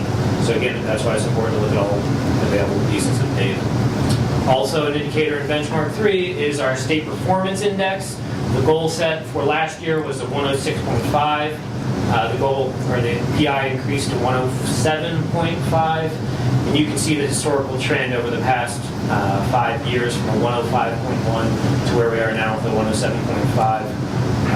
Again, in terms of continuous improvements and efforts to always improve, this has resolved a lot of the work of the people sitting behind it in the buildings. And Jack, just as a reminder, we worked on this at our August work session to set the standard for the year that we're in yet now, and I believe that's a 108. The goal is a 108, and that's the minimum required to get an A on the state report.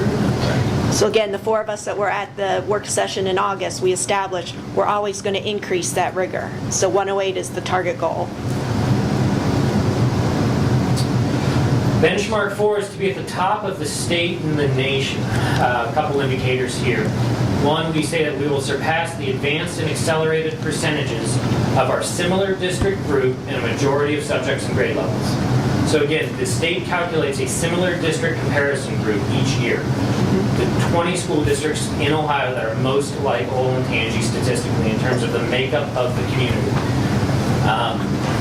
We compare ourselves each year, and we do that for this report, and we expect that we have more students scoring advanced and accelerated than our similar districts. In 15 of 19 subject areas, we surpassed our similar districts this year. We also compare ourselves to every district in the state in terms of our performance index ranking. 2 years ago, we were ranked as the top 6.4% in the state. That increased this past school year to top 5.2% in the state. And performance index is the greatest picture of overall achievement. Not just that we're meeting the bar, but that we have many students who are far surpassing the bar. So who are these similar district groups? I will not read all of the names to you. These are the groups, the 20 schools that we are compared against, who we surpassed in 15 of 19 subject areas in terms of advanced and accelerated. In comparison to student population, though, we have the largest. Oh, absolutely, absolutely. And any group you can come up with, we're going to. Yeah, we'll have the largest group. But again, this comparison is calculated at the state based on education of parents, income levels, property values, things like that go into it. Lakota local is probably the most like us on the list in terms of size and demographic makeup. I'll say when I got here in 2004, and looked at the very first annual report, that was one of the things that was most astonishing to me was where we ranked in our similar district grouping, and it was in the bottom portion, and I was surprised that it was that low. But when we look at it now, that's an area where I really see a different picture, because now we're well above the mean in all areas. Yeah, we were always targeting Mason. Right. We always wanted to be like Mason, and now we've surpassed them not only in numbers but also in academic performance. Benchmark 5 is to have increased percentages of students scoring at advanced and accelerated levels, whereas in Benchmark 4, we're looking at our advanced accelerated scores compared to comparison groups. Here, we're comparing them against ourselves. We want to increase each year or maintain at least 50% of our students being advanced or accelerated. To get on a state test, there are 5 levels that a student can fall: limited, basic, proficient, accelerated, and advanced.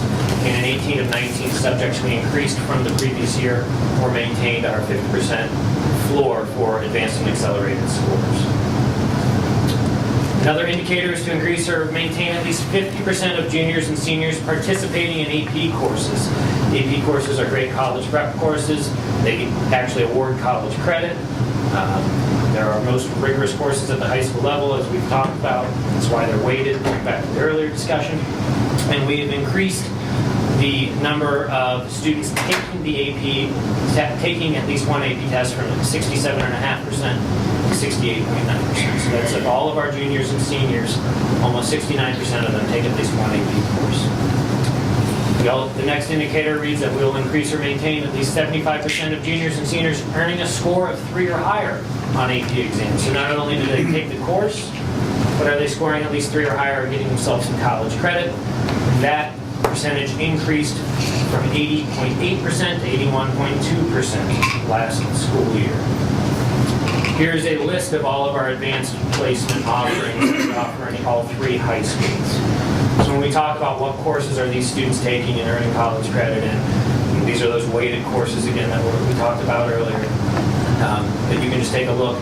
We offer them in every discipline that they're available. But we're actually we're always looking to expand our AP offerings. But these are the classes that we offer, but if a student wants to take an AP class that we don't, or an AP test, and we don't offer that class, we will find a way for them to take the test. We actually have our German teacher will tutor or lead students who want to take the Chinese AP test, and they have taken that. So if there's an AP test that's offered and we don't offer the class, we find a way to get those students that information so they can be prepared for the test. I know a student who took Chinese at Ohio State his senior year. Right, to get in preparation. Our last academic benchmark is benchmark 6, to have graduates that are prepared for the educational or vocational pursuit of their choice. The first indicator reads that we wanted to increase the 3-year average or maintain above 90% of seniors giving the top 2 ratings on the senior exit survey, and we met that indicator. We survey all students at 5th grade, 8th grade, and senior year to have student voice in this annual report, which I think is a very unique feature about it. Going back a few slides, we talked about the qualitative data that's provided. The next indicator on benchmark 6 is to increase or maintain 50% of students meeting all 4 ACT college readiness benchmarks. That indicator was not met last year, as that percentage decreased from 50% to 48%, meeting all 4 benchmarks. Those are the benchmarks in English, math, social sciences, and science. Those are those college readiness standards that the Board of Regents has finally adopted uniformly across the state public system for equivalent remediation rates for each college. When we look at those benchmarks, the bars in red are our district's performance. The bars in yellow are the state averages. So the ACT college readiness benchmark in English, for example, is an 18. 87% of our students meet that benchmark, compared to 71% of students around the state. And if you look at all 4 areas, we're consistently 15 to 20 points higher than the state average. And when we talk about meeting all 4, decreasing from 50 to 48, the state average is 31% meeting all 4. Also in benchmark 6, we wanted to have an ACT mean score to increase or remain high at 25. We did not meet this indicator. This is the 3rd indicator that we did not meet in the 2012-13 school year, because our mean score decreased from 24.8 to 24.2. We looked at mean score a lot in the, I believe, 3rd presentation when we talked about the high school data. and where we ranked in terms of the state with our ACT mean score. One thing to note from 12 to 13, where that mean dropped 0.6, is that we increased the number of tests given by about 100, or by exactly 116. And if you look each year, we add about 100 more tests given, over 100 tests given each year consistently for the past 5 years. And another point of note for those of you who watch the ACT means closely, 2013 is the first time ever in this number that the extended test time ACT scores are included in the composite. They've never been included before. So any student who has a testing accommodation of the extended time, their scores have never been included before, which is roughly 10% of the population. Does this count if you take the test more than once, or is it just number of students? I believe it's the highest score recorded at the cutoff date for the graduating seniors. Okay. Is the growth in the number of tests consistent with the growth in the population? We know that each class is getting slightly bigger. larger than the last. And so is this more tests? It's the same relative proportion to the class size. I make the assumption that it is, but I can't say exactly that's something that we can look at, though, really easily, and look at the comparison. It's the percentage. Also, looking back in the annual report, the percentage of juniors and seniors. We have that percentage. We have for AP. That might be an indicator as well, the percentage taking AP exams. I think we have 3 or 5 years of data in the annual report. Lastly, the Board of Regents college data we report annually, and we want to show a decrease in the percentage of students taking developmental coursework in college. We met that indicator because that number decreased to 24%. That number is actually now at 23%, but we use the January reporting period from the Board of Regents for the annual report, so this is reading 24 to be consistent with past years, though there was a more recent report done in the spring that has that number corrected to 23. So when you talk about developmental coursework, that's the remediation courses? That's the remediation rates, correct. And so you say that by these statistics, they are decreasing? Correct. And we've talked about this a number of times in meetings, but it keeps coming up, so we'll do the math. When we talk about the understanding the Board of Regents data, which can be confusing. Board of Regents is reporting on the class of 2011. We had 855 graduates of our high schools in 2011. 305 of those students attended college at private or out-state colleges. 392 of those students attended Ohio public colleges. Only those 392 students are being reported on in the Board of Regents data. We're leaving out 305 students. Of the 392, 90 of those students needed a remedial course in math or English, which the state reports now at 23% of the 392. But if you consider that students who attend private and out-of-state colleges do not need remediation, otherwise they wouldn't be accepted, 90 of all of our students attending college, which was 697, about those 90 students represent about 10.5%, which is a number that's still too high for us. Of course, we want zero remediation, but we just want everyone to understand how it is calculated. And that was under the old way where OU would have a different remediation rate than Kent State. Yeah, only going forward will the new data be consistent. And reflect the ACT college readiness benchmarks. There was a lot of inconsistencies with how they would do their induction testing. So if they didn't do well on a placement test, they might have been placed into a remedial course, even though they might have completed calculus here with us and gotten a 3 on an AP test. But it's because certain the colleges all have different standards.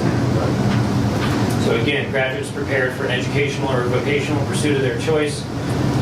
The last indicator is that our high schools will continue to be ranked in the top 500 high schools in the nation as ranked by the Challenge Index, which is done by the Washington Post.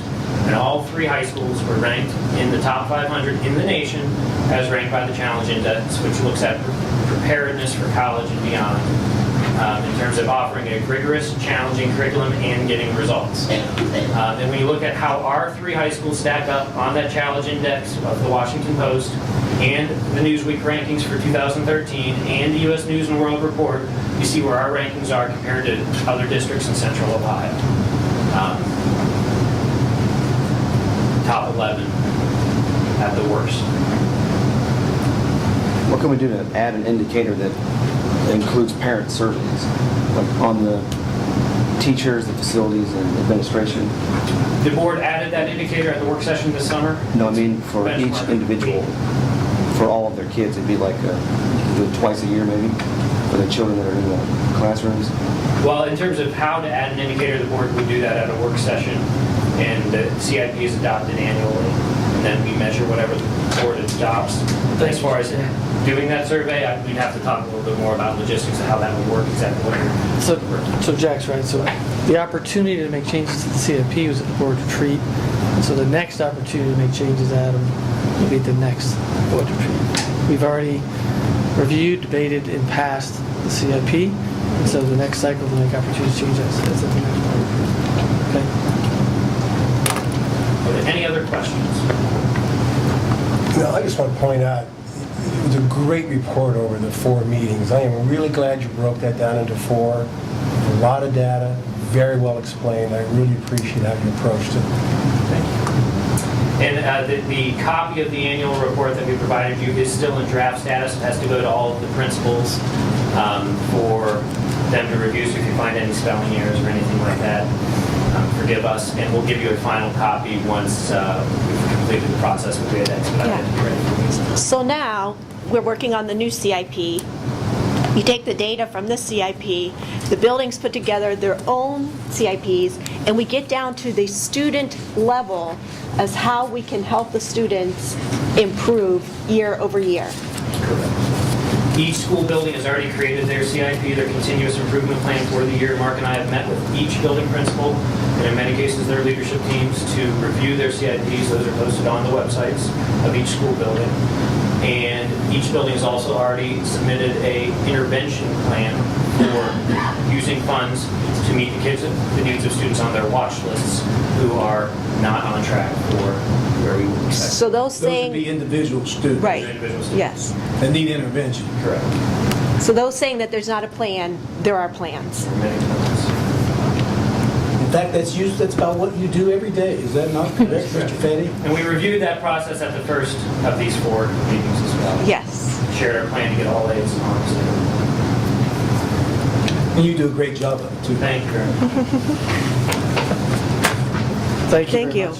Thank you, Rave. Thank you, Mr. Pat on the back.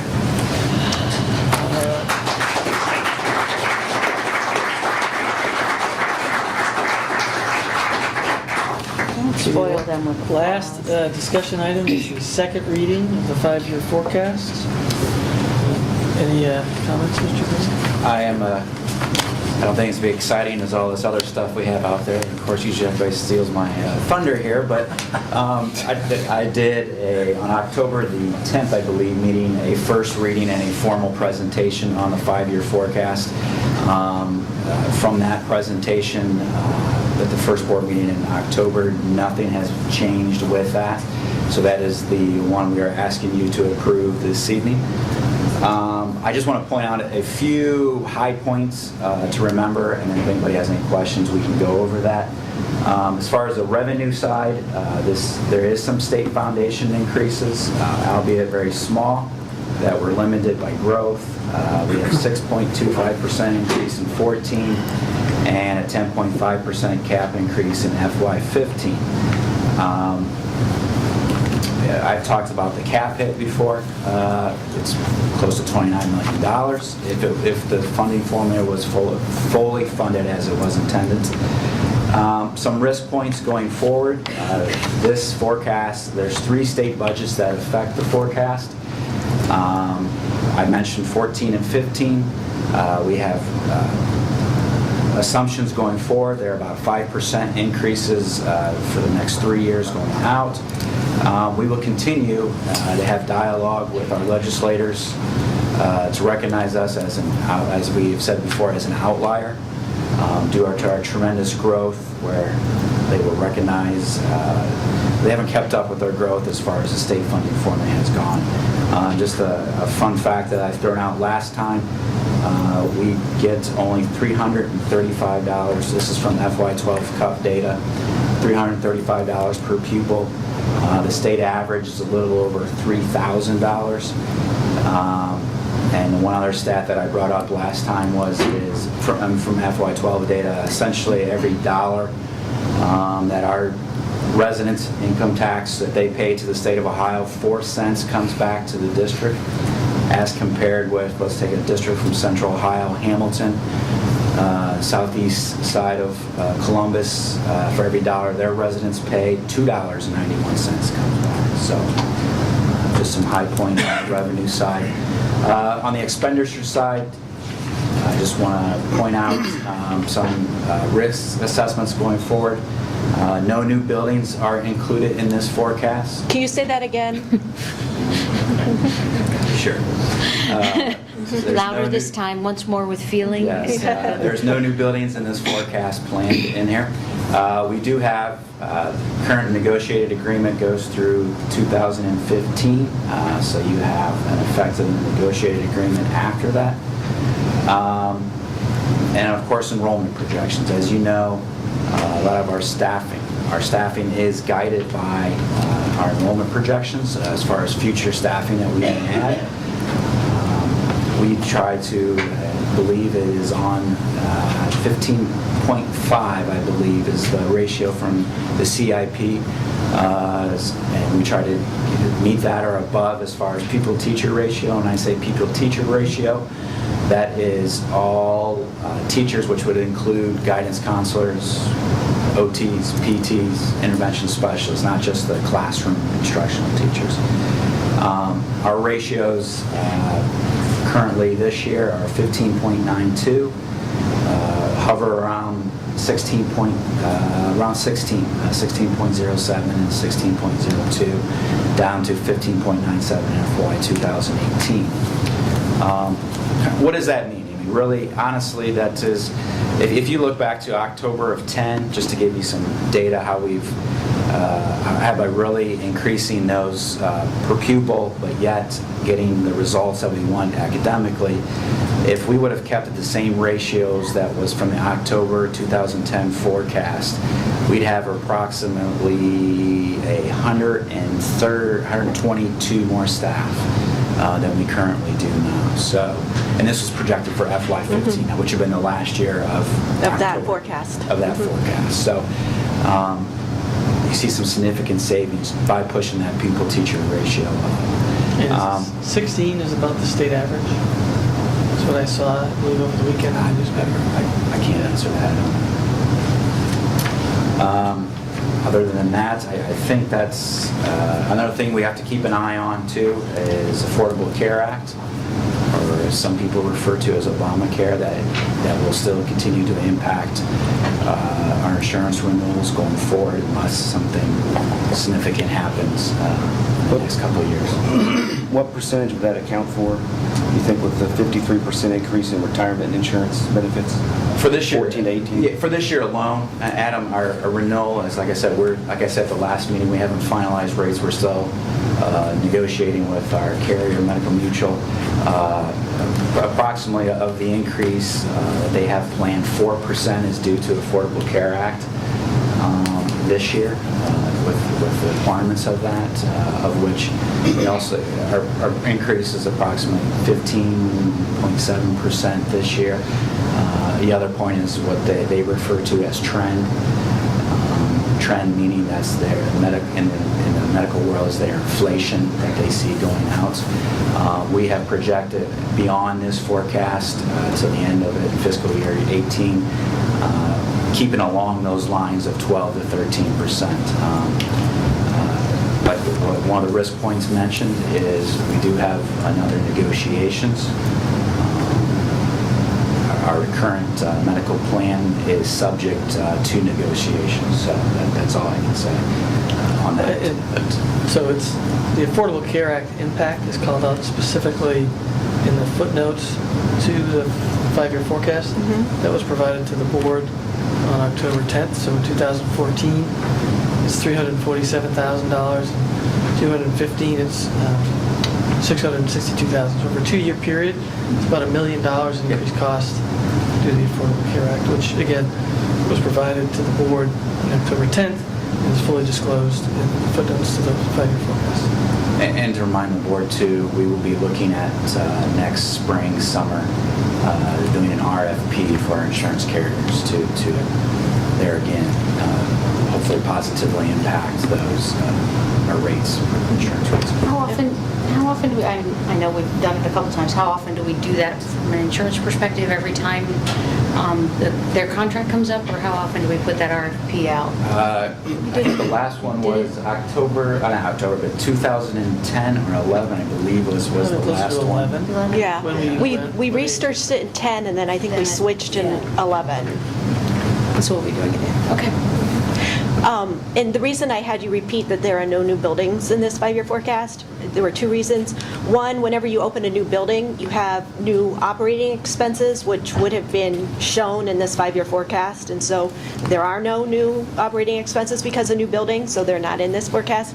And because back in on the 2000 bond issue that was passed by the voters, there were bonds that were passed to build that 16th elementary school. Since that 16th elementary school is not in these projections, we do not have it on the drawing board, we have not dug ground, therefore we have not sold the bonds that go with that elementary school. And therefore, we do not pay interest We have an on a bond authorization. not sold. Right. Yes, all that did was authorize us to sell the bonds. We have not sold the bonds. Also, unlike the federal government, who borrows to operate, we do not borrow to operate. So I want to point that out. The debt that has been incurred is all buildings, and therefore we have the assets to show for it, and all those buildings were approved by the voters. And I believe that at the last meeting you passed out the form, and I don't know, I think I have it with me, that shows the tax millage that has been approved by the voters here. And I think it's 8.72 mils is for bond. 8.72 mils is for bond, out of a total of 53.75 mils that have been approved by the voters. So I think that's it's about 11% of our total millage is for the retirement of debt on the bonds. Any other questions for Mr. Kern? Observations? Very good. Thank you.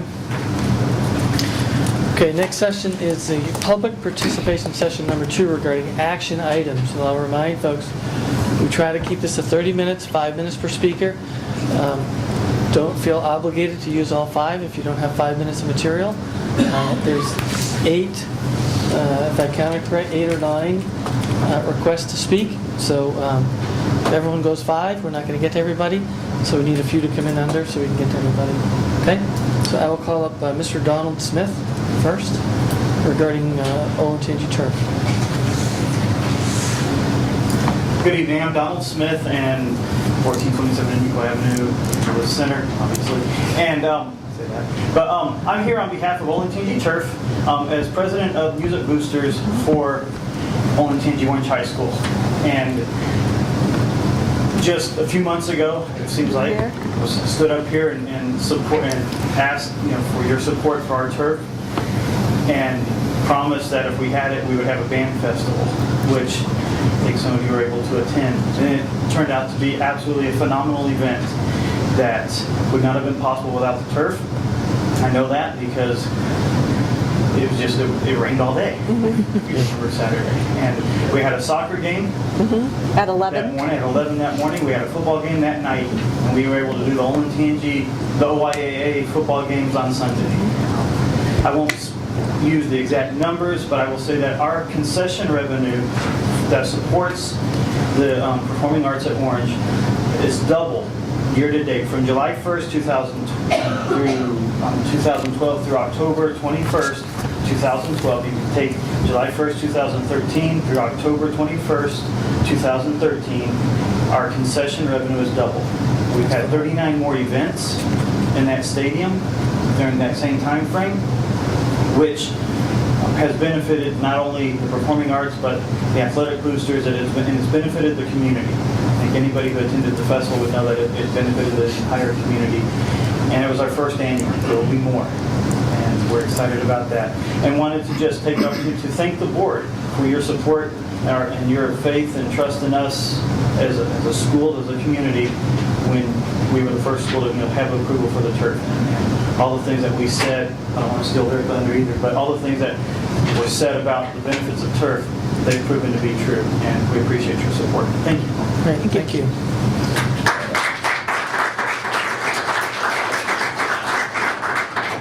Rick Bombach, is that correctly? Also, Olentangy Church. Good evening. My name is Rick Bombach. I live at 2601 Abbey Knoll Drive in Lewis Center. First, I want to thank Dr. Lucas, President O'Brien, Vice President Dunbar, board members Fiesel, King and White, and Treasurer Kern for your time and for the great school district we live in. It's about the kids and education. It's about the whole package they get when they come to school. I have two kids who graduated from high school already, from college. One already graduated from college, a senior and a sophomore. And my kids, I'm an 8th grader, not a sophomore, sorry. Wishful thinking. But my kids have benefited tremendously from this school district. We moved here 10 years ago from LA. I gave my wife 2 requirements. We moved here. I got a 3-car garage and a full basement. I told her, you pick everything else. She came back and said, we're going to move to this place called Olentangy. I did all the research for weeks where we're going to move. And I said, well, how far does it commute? And she said, oh, it'll be about an hour each way. And I'm like, really? I guess it's worth it. She said, no, actually it's only 20 minutes. But I was willing to do whatever it took for my kids to get an education. So coming here was huge for us. I also want to thank the turf committee members who have made this possible from Olentangy, especially Lisa Laughlin, who took this on kind of when it kind of died out. We all thought it kind of gave up hope at Olentangy some time ago, and she put forth an amazing effort and got a bunch of us together. And a lot of lacrosse parents and football parents have said, how do we make this happen? And so I want to thank her for making this happen, because without her and her perseverance of reporting in meetings for years and for months at our boosters meeting lacrosse that, well, I'm not sure what's going to happen, but she never gave up. So why did I join the turf committee and why did I get involved? Several reasons. One, the one that really got me involved was my son. Sorry.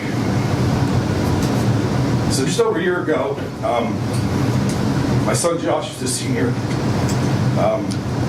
was playing football and kicked in another school because we had an away game, and he kicked his freshman, sophomore, junior years to the high school, various teams, the varsity for his 2 years.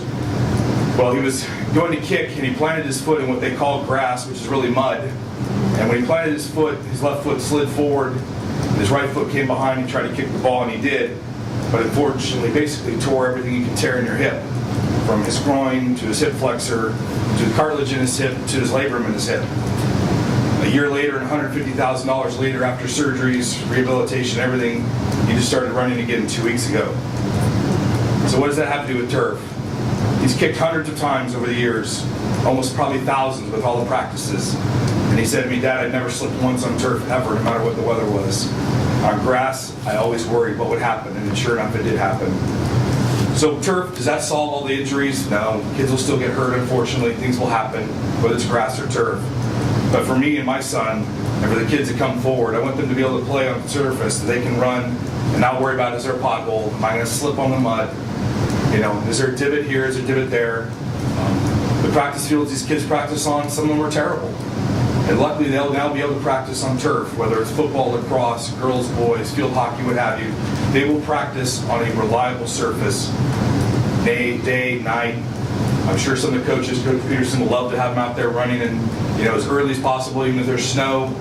Not possible today with the grass. So I am hopeful that you will approve tonight turf for Olentangy High School and the benefits that will provide this community. As Donnie Smith said, all the events they've had, I'm excited for what Olentangy is going to have. Went to Liberty a couple weeks ago for a middle school football game at night. My son was playing there. That's the biggest middle school crowd I've ever seen in my life. The kids had a blast. It was their big championship game in their minds on turf. What a great event, all because of turf. Because with grass, they limit the ability to play on the grass. So thank you for your time. I appreciate it, and thanks for all you do for us. Thank you. Thank you.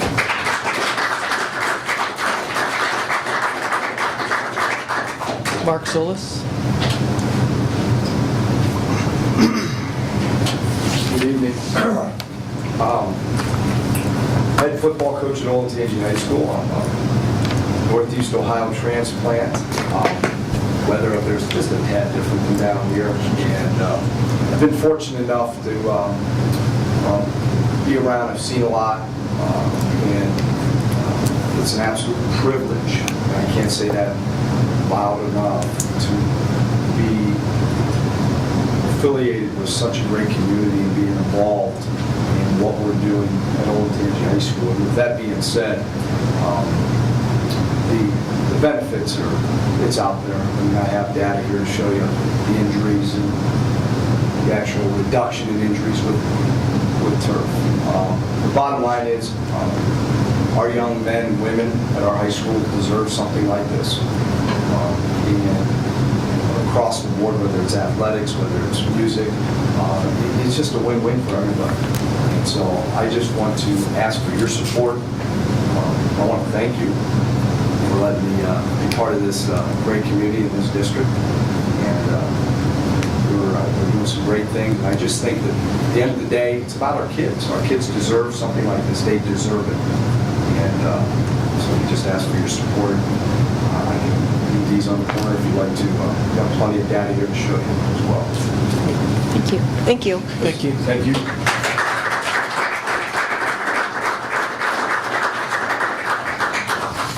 Zach Peterson. How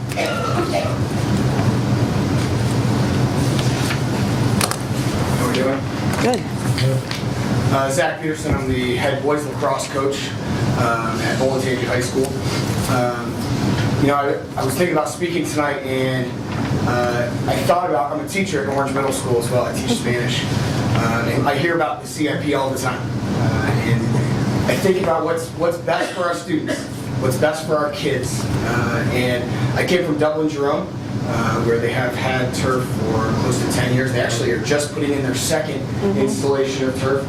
Same with Upper Arlington as well.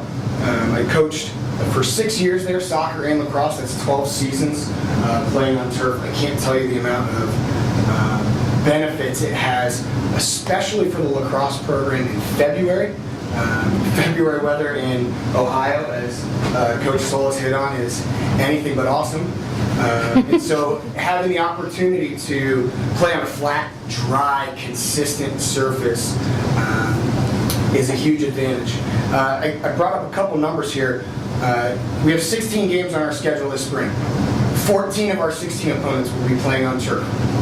That means 14 of our 16 opponents at the start of the season in February will have practiced for close to a month before the first game. Last season we had 6 practices on our own grass fields before our first game. We played a team, Dublin Jerome, in that first week, and it wasn't fair. I had 6 practices with my kids, whereas my former head coach had close to a month with his. The other thing I wanted to tell you is that due to the grass and the inconsistent surfaces, we practiced at 7 different locations last year. That's around the area. 5 of them were at Olentangy Fields. The other 2 are boosters, which I'm sure some other people will talk about, actually spent money to go practice on turf, not only because the field conditions were unacceptable here, but they were also, we were playing opponents that had played on turf, and we just needed that time.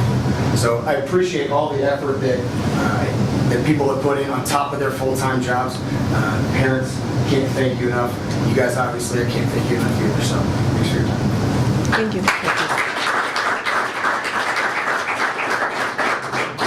Victoria Gentry. You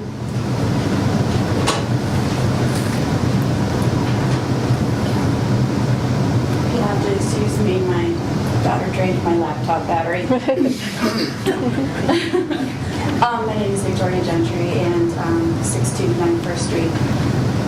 I come before you as Vice President of the Olentangy Music Boosters Association. OMBA is an organization that supports the music programs at both Olentangy High School and Shanahan Middle School. We provide funding for the middle school choirs, middle school orchestras, middle school bands, high school choirs, high school orchestras, and high school bands. These high-level programs are well respected and have very high standards of excellence. OMBA is made up of parents and families of all of these award-winning music programs. On the agenda this evening is turf for Olentangy High School. I am here to clearly communicate the OMBA position with the school board and non-music families and students. We are in full support and have agreed to donate $25,000 towards the turf from our concession profits. There were some initial difficulties, misunderstandings, and a lot was said and done, but that was water under the bridge. The OMBA, with the help of Tom McDonald and Jay Wolf, are looking forward to working together to figure out a concessions agreement beneficial to all of Olentangy's students, taking into account the infrastructure and capital expenses made by the OMBA over the last few years. The bottom line is that this is a school, and the main goal is to provide the best for all of our students. I would like to reiterate that the bulk of our fundraising comes from the dedicated service of our music parents, student, and family volunteers in the concession stand. OMBA has put upwards of $12,000 in capital expenses for the concession stand just in the past year. The directors had to accept budget cuts to allow for this. Of course, we must mention our army of volunteers that work behind the scenes, purchasing, keeping the financials, ensuring worker coverage, inventory, and so on. We're so fortunate to have so many amazing people that volunteer hundreds of man-hours to make this happen. The mission of OMBA is to ensure excellence in education for every student that chooses to participate in any music program, and we want to make sure that we are going to continue to be able to make that happen. The OMBA considers itself to be an integral part of the community and of the Olentangy local school district, and is proud to be able to participate in this program. Thank you. Thank you.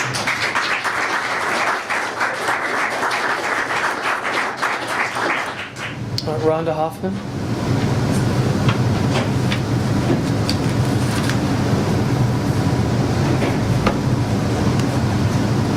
Good evening. My name is Rhonda Hoffman, and I am here tonight on behalf of Eric Jankowski, who's the president of OAB and could not be here this evening. So Eric gave me a letter, so forgive me for reading it to you. Dear members of the school board and Dr. Lucas, I am pleased to be able to offer this letter of support for the installation of the turf at Rave Stadium. At the end of every school day, young men and women move toward their locker rooms to don their training gear and head out to the fields, tracks, and courts to practice. They do this to strive for excellence. They endeavor to represent themselves, their team, their school, and their community. They do this to learn the lessons of life, of agony and defeat, and of perseverance, of teamwork, and when all falls into place, victory. Our student athletes at Olentangy High School are among the best in the state. They work hard together with their parents and coaches to be the best. Through the installation of the turf at Rave Stadium, we will move closer to providing the facilities that our teams need to achieve greatness at the next level. Just as it isn't easy sometimes for our students and athletes out on the playing field, it was not easy to get where we are today. We, the Braves Field Fund Committee and the Olentangy Athletic Boosters, followed our children's lead. They persevered, and so did we. So that brings us to today. I'd like to thank everyone that has played part in our efforts, including the Field Fund Committee, Columbus First Bank, the Athletic Department, Administration, OAB, Music Boosters, parents, friends, and most importantly, our students. The OAB is delighted that through the leadership of the Braves Field Fund to offer this donation of the installation of turf at Brave Stadium, we respectfully request you grant the young women and men of Olentangy High School the opportunity to be able to play on a surface that is worthy of their efforts. We ask that you vote in the affirmative to receive this donation. The Olentangy Athletic Boosters is committed to ensuring the full repayment of the loan that we have secured to ensure the timely installation of a turf field. We have a very confident plan that has been highlighted here tonight. Thank you for the opportunity to present this exciting request tonight, and we look forward to the spring when our teams can take pride in their new field. Respectfully, Eric Jankowski. So I will leave a copy of this for you for the record. Thank you. Thank you. Carl Solomon. Carl, before you begin, given our exchange at the end of the last public comment, I will remind you, under Board Policy 169-1, the presiding officer may prohibit comments that are frivolous, repetitive, or harassing, may interrupt, warn, or terminate a participant's statement when the statement is too lengthy, personally directed, abusive, off-topic, antagonistic, obscene, or irrelevant, and may request any individual to leave the meeting and that person does not observe reasonable decorum. You may begin. Would you also read the rules related to clarifying comments, because I'm confused now as to what those are. 169.1. Go ahead. It's your time now. My question or my comment tonight is not related to the pro or the con related to the turf. My question is the methodology for securing the bid and purchasing the turf. And so if the board is in a clarifying comment, I'd like to ask, was more than one bid obtained? And secondly, was the bid posted? Was the interest in getting bids something that was announced publicly so that more than one company could submit a bid and be considered? That's all I have. I mean, I'll answer to the best of my knowledge, yes, and yes. Mike Bull?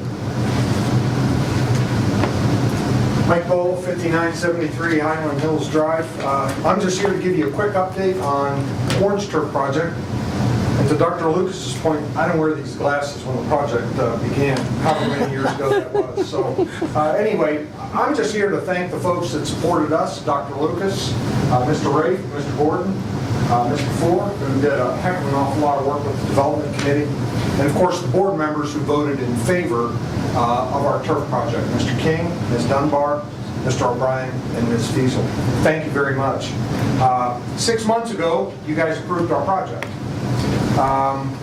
We contracted with the turf company, and they started moving their equipment down shortly after Memorial Day weekend.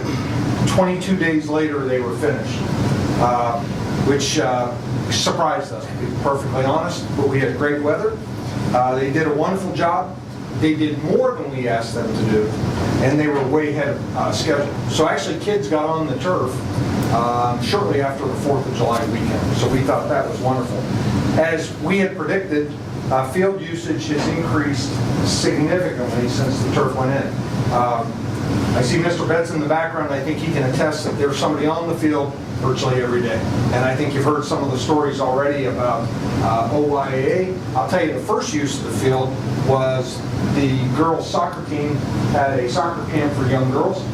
It poured down rain all 5 days of the camp. They would have had to have canceled the camp if we had greater grass fields, and they went on all week. They had a great time. So they were the first ones out there on the field. Everybody's used the field. Freshman teams have had games there, JV teams, just as we had predicted. The school district's also taken advantage of 3 rental opportunities already over at Orange to a variety of different groups. And as Mr. Gordon has already explained, that money goes right back into the kitty for replacement costs. So we're well away on that. We capped the project off with a dedication ceremony at our football game on the 13th. Thanks to Ms. Fiesel, Mr. O'Brien, Mr. King. Ms. Dunbar would have been there, but she was working the concession stand at Liberty. And they had their dedication ceremony over there that evening as well. And I just wanted to thank all 4 of those folks. It's always nice to see you guys out in the community working and supporting us in all the things we do. And last but not least, congratulations to our friends at Olentangy. Thanks, great for sticking to it, and we're real proud of it for doing so. Thank you. Thanks, Mike.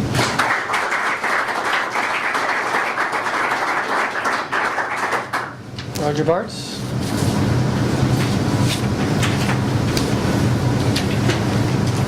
Roger Bart, 7922 Manorgate Street, Lewis Center.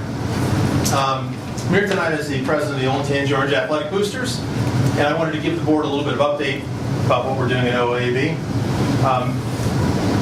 It's just not all about turf. It's about kids that are participating. Mr. Best gave me some really cool stats. You guys probably already know this, maybe you don't. But at Orange, we have about 1,430 kids. And of those 1,430 kids, 976 participate in athletics, so 68%. Donnie Smith, 228 members in the band.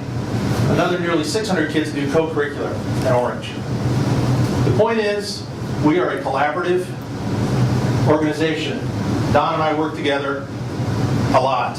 We believe that our best way to be successful for these kids is to work together. You guys at the board have done a great job of helping us achieve. Financially, let me tell you, my friends at Olentangy, here's what you got to look forward to. We've, in just the 4 months, have had such an uptick in donations that we are going to be able to shave a full year off the back of our loan to the bank. By the time we get to spring, we'll make a double principal payment and we'll be able to pay off a year early. That's what you got to look forward to. That's the exciting part. Above all, playtime.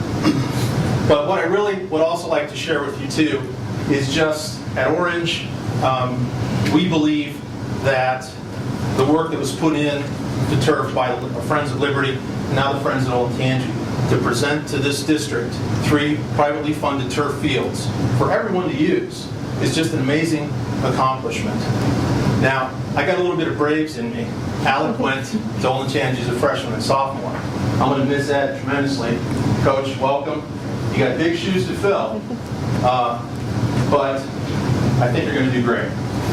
Last thing I will say is at the end of the day, I always have a soft spot in my heart for when I hear the land of the free and the home of the Braves. So the Orange folks in the Orange community would say, go Braves.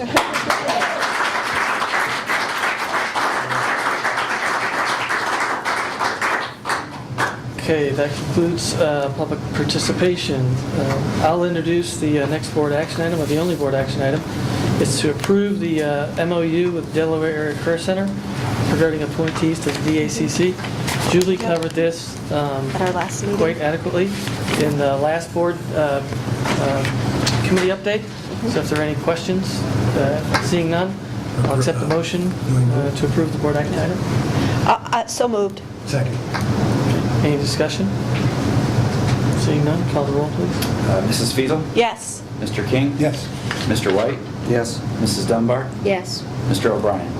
Yes, so the board action item passes 5-0. Mr. Curran, do you want to present the treasurer action items? Yes, there's 5, like I mentioned before, 5 items, A, B, C, D, and E. Mr. White asked to pull out A and C separate to vote on, together to vote on, and then B, D, and E can be voted together. So 2 votes on the 5. So A and C and then B, D, and E. Is that correct? Yes, am I correct on that? Yes. All right, so let's pull out, I'll entertain a motion on A and C. So A is the 5-year forecast, and C is the September financials. So moved. Second? Second. Any discussion? Seeing none, call the roll. Mrs. Dunbar, Yes. Mrs. Fiesel, Yes. Mr. King, Yes. Mr. White, No. Mr. O'Brien. Yes, so the 5-year forecast and the September financials pass 4-1. I'll now entertain a motion for items B, D, and E, so the minutes, donations, and the appropriations. So moved. Second. Any discussion? Seeing none, call the roll. Mrs. Dunbar, Yes. Mrs. Fiesel, Yes. Mr. King, Yes. Mr. White, Yes. Mr. O'Brien. Yes, so B, D, and E pass 5-0. Dr. Lucas, do you want to present the superintendent action items? Ask to present superintendent action items A through I for approval, please. Can you pull out A2, A3, and H, please? A2, A2. And I'm sorry, what was the rest of it? A3, and H. And H. Do you want to go over what those are? Let's just pull, let's go to the ones pulled. Right, so A2 is supplemental positions. So those are supplemental coaches and drama and music. Choir and Yeah. that stuff. And then H is the turf. And A3, by the way. A2, A3. Oh, 3, I'm sorry. Yes. And pupil activity supervisors, which is also Also coaches. clubs. Club, and the difference between 2 and 3 is that 2, those are teachers in the districts under certified contracts. 3, those are people who are not under certified contracts with the district. Okay, so I'll entertain a motion for superintendent Also action move. items A2 through 3. And H is H is the turf. Facility improvement. I'll second. Okay, any discussion? I'd like to make a comment. Did you want to say something? You go first, yeah. Tonight, we heard several times the word community and the word volunteer. That is what our district is all about. We are successful because of the number of people who volunteer for this district and the community that volunteer effort forms. Our teachers, our staff, this board, our administration, all of those come into play. But I just love, every time I turn around, there's a committee meeting and it's full of volunteers who are not charging the district for the time, making that effort, even though their children may have already graduated from Olentangy, they're still active and still involved. And I commend you very much, all three high schools, for stepping to the plate and making this volunteer action happen. I think it's a wonderful statement about the kind of community that we enjoy here at Olentangy and its success as a result. And I just wanted to, I second Mr. King's thoughts, because it's been great to be out on the Orange Field and the Liberty Fields this fall, and to see the players get to take advantage of that, whether they're playing football or field hockey. But I also wanted to clear up some misinformation about the field turf. One, people said, well, it still needs to be watered. You still have to water it. Well, we have wells, and if there's any watering to be done, it's through the wells that we have and that we've always had. And really, there is no watering that they're really doing, nothing like the watering that we do on the turf field.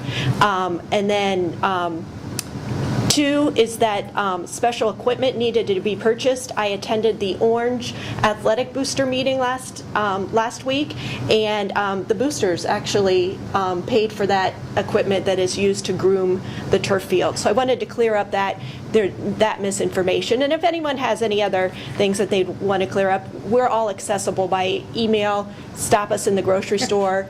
If we're slinging hot dogs at an event, come up and talk to us. We're more than happy to answer those questions for you.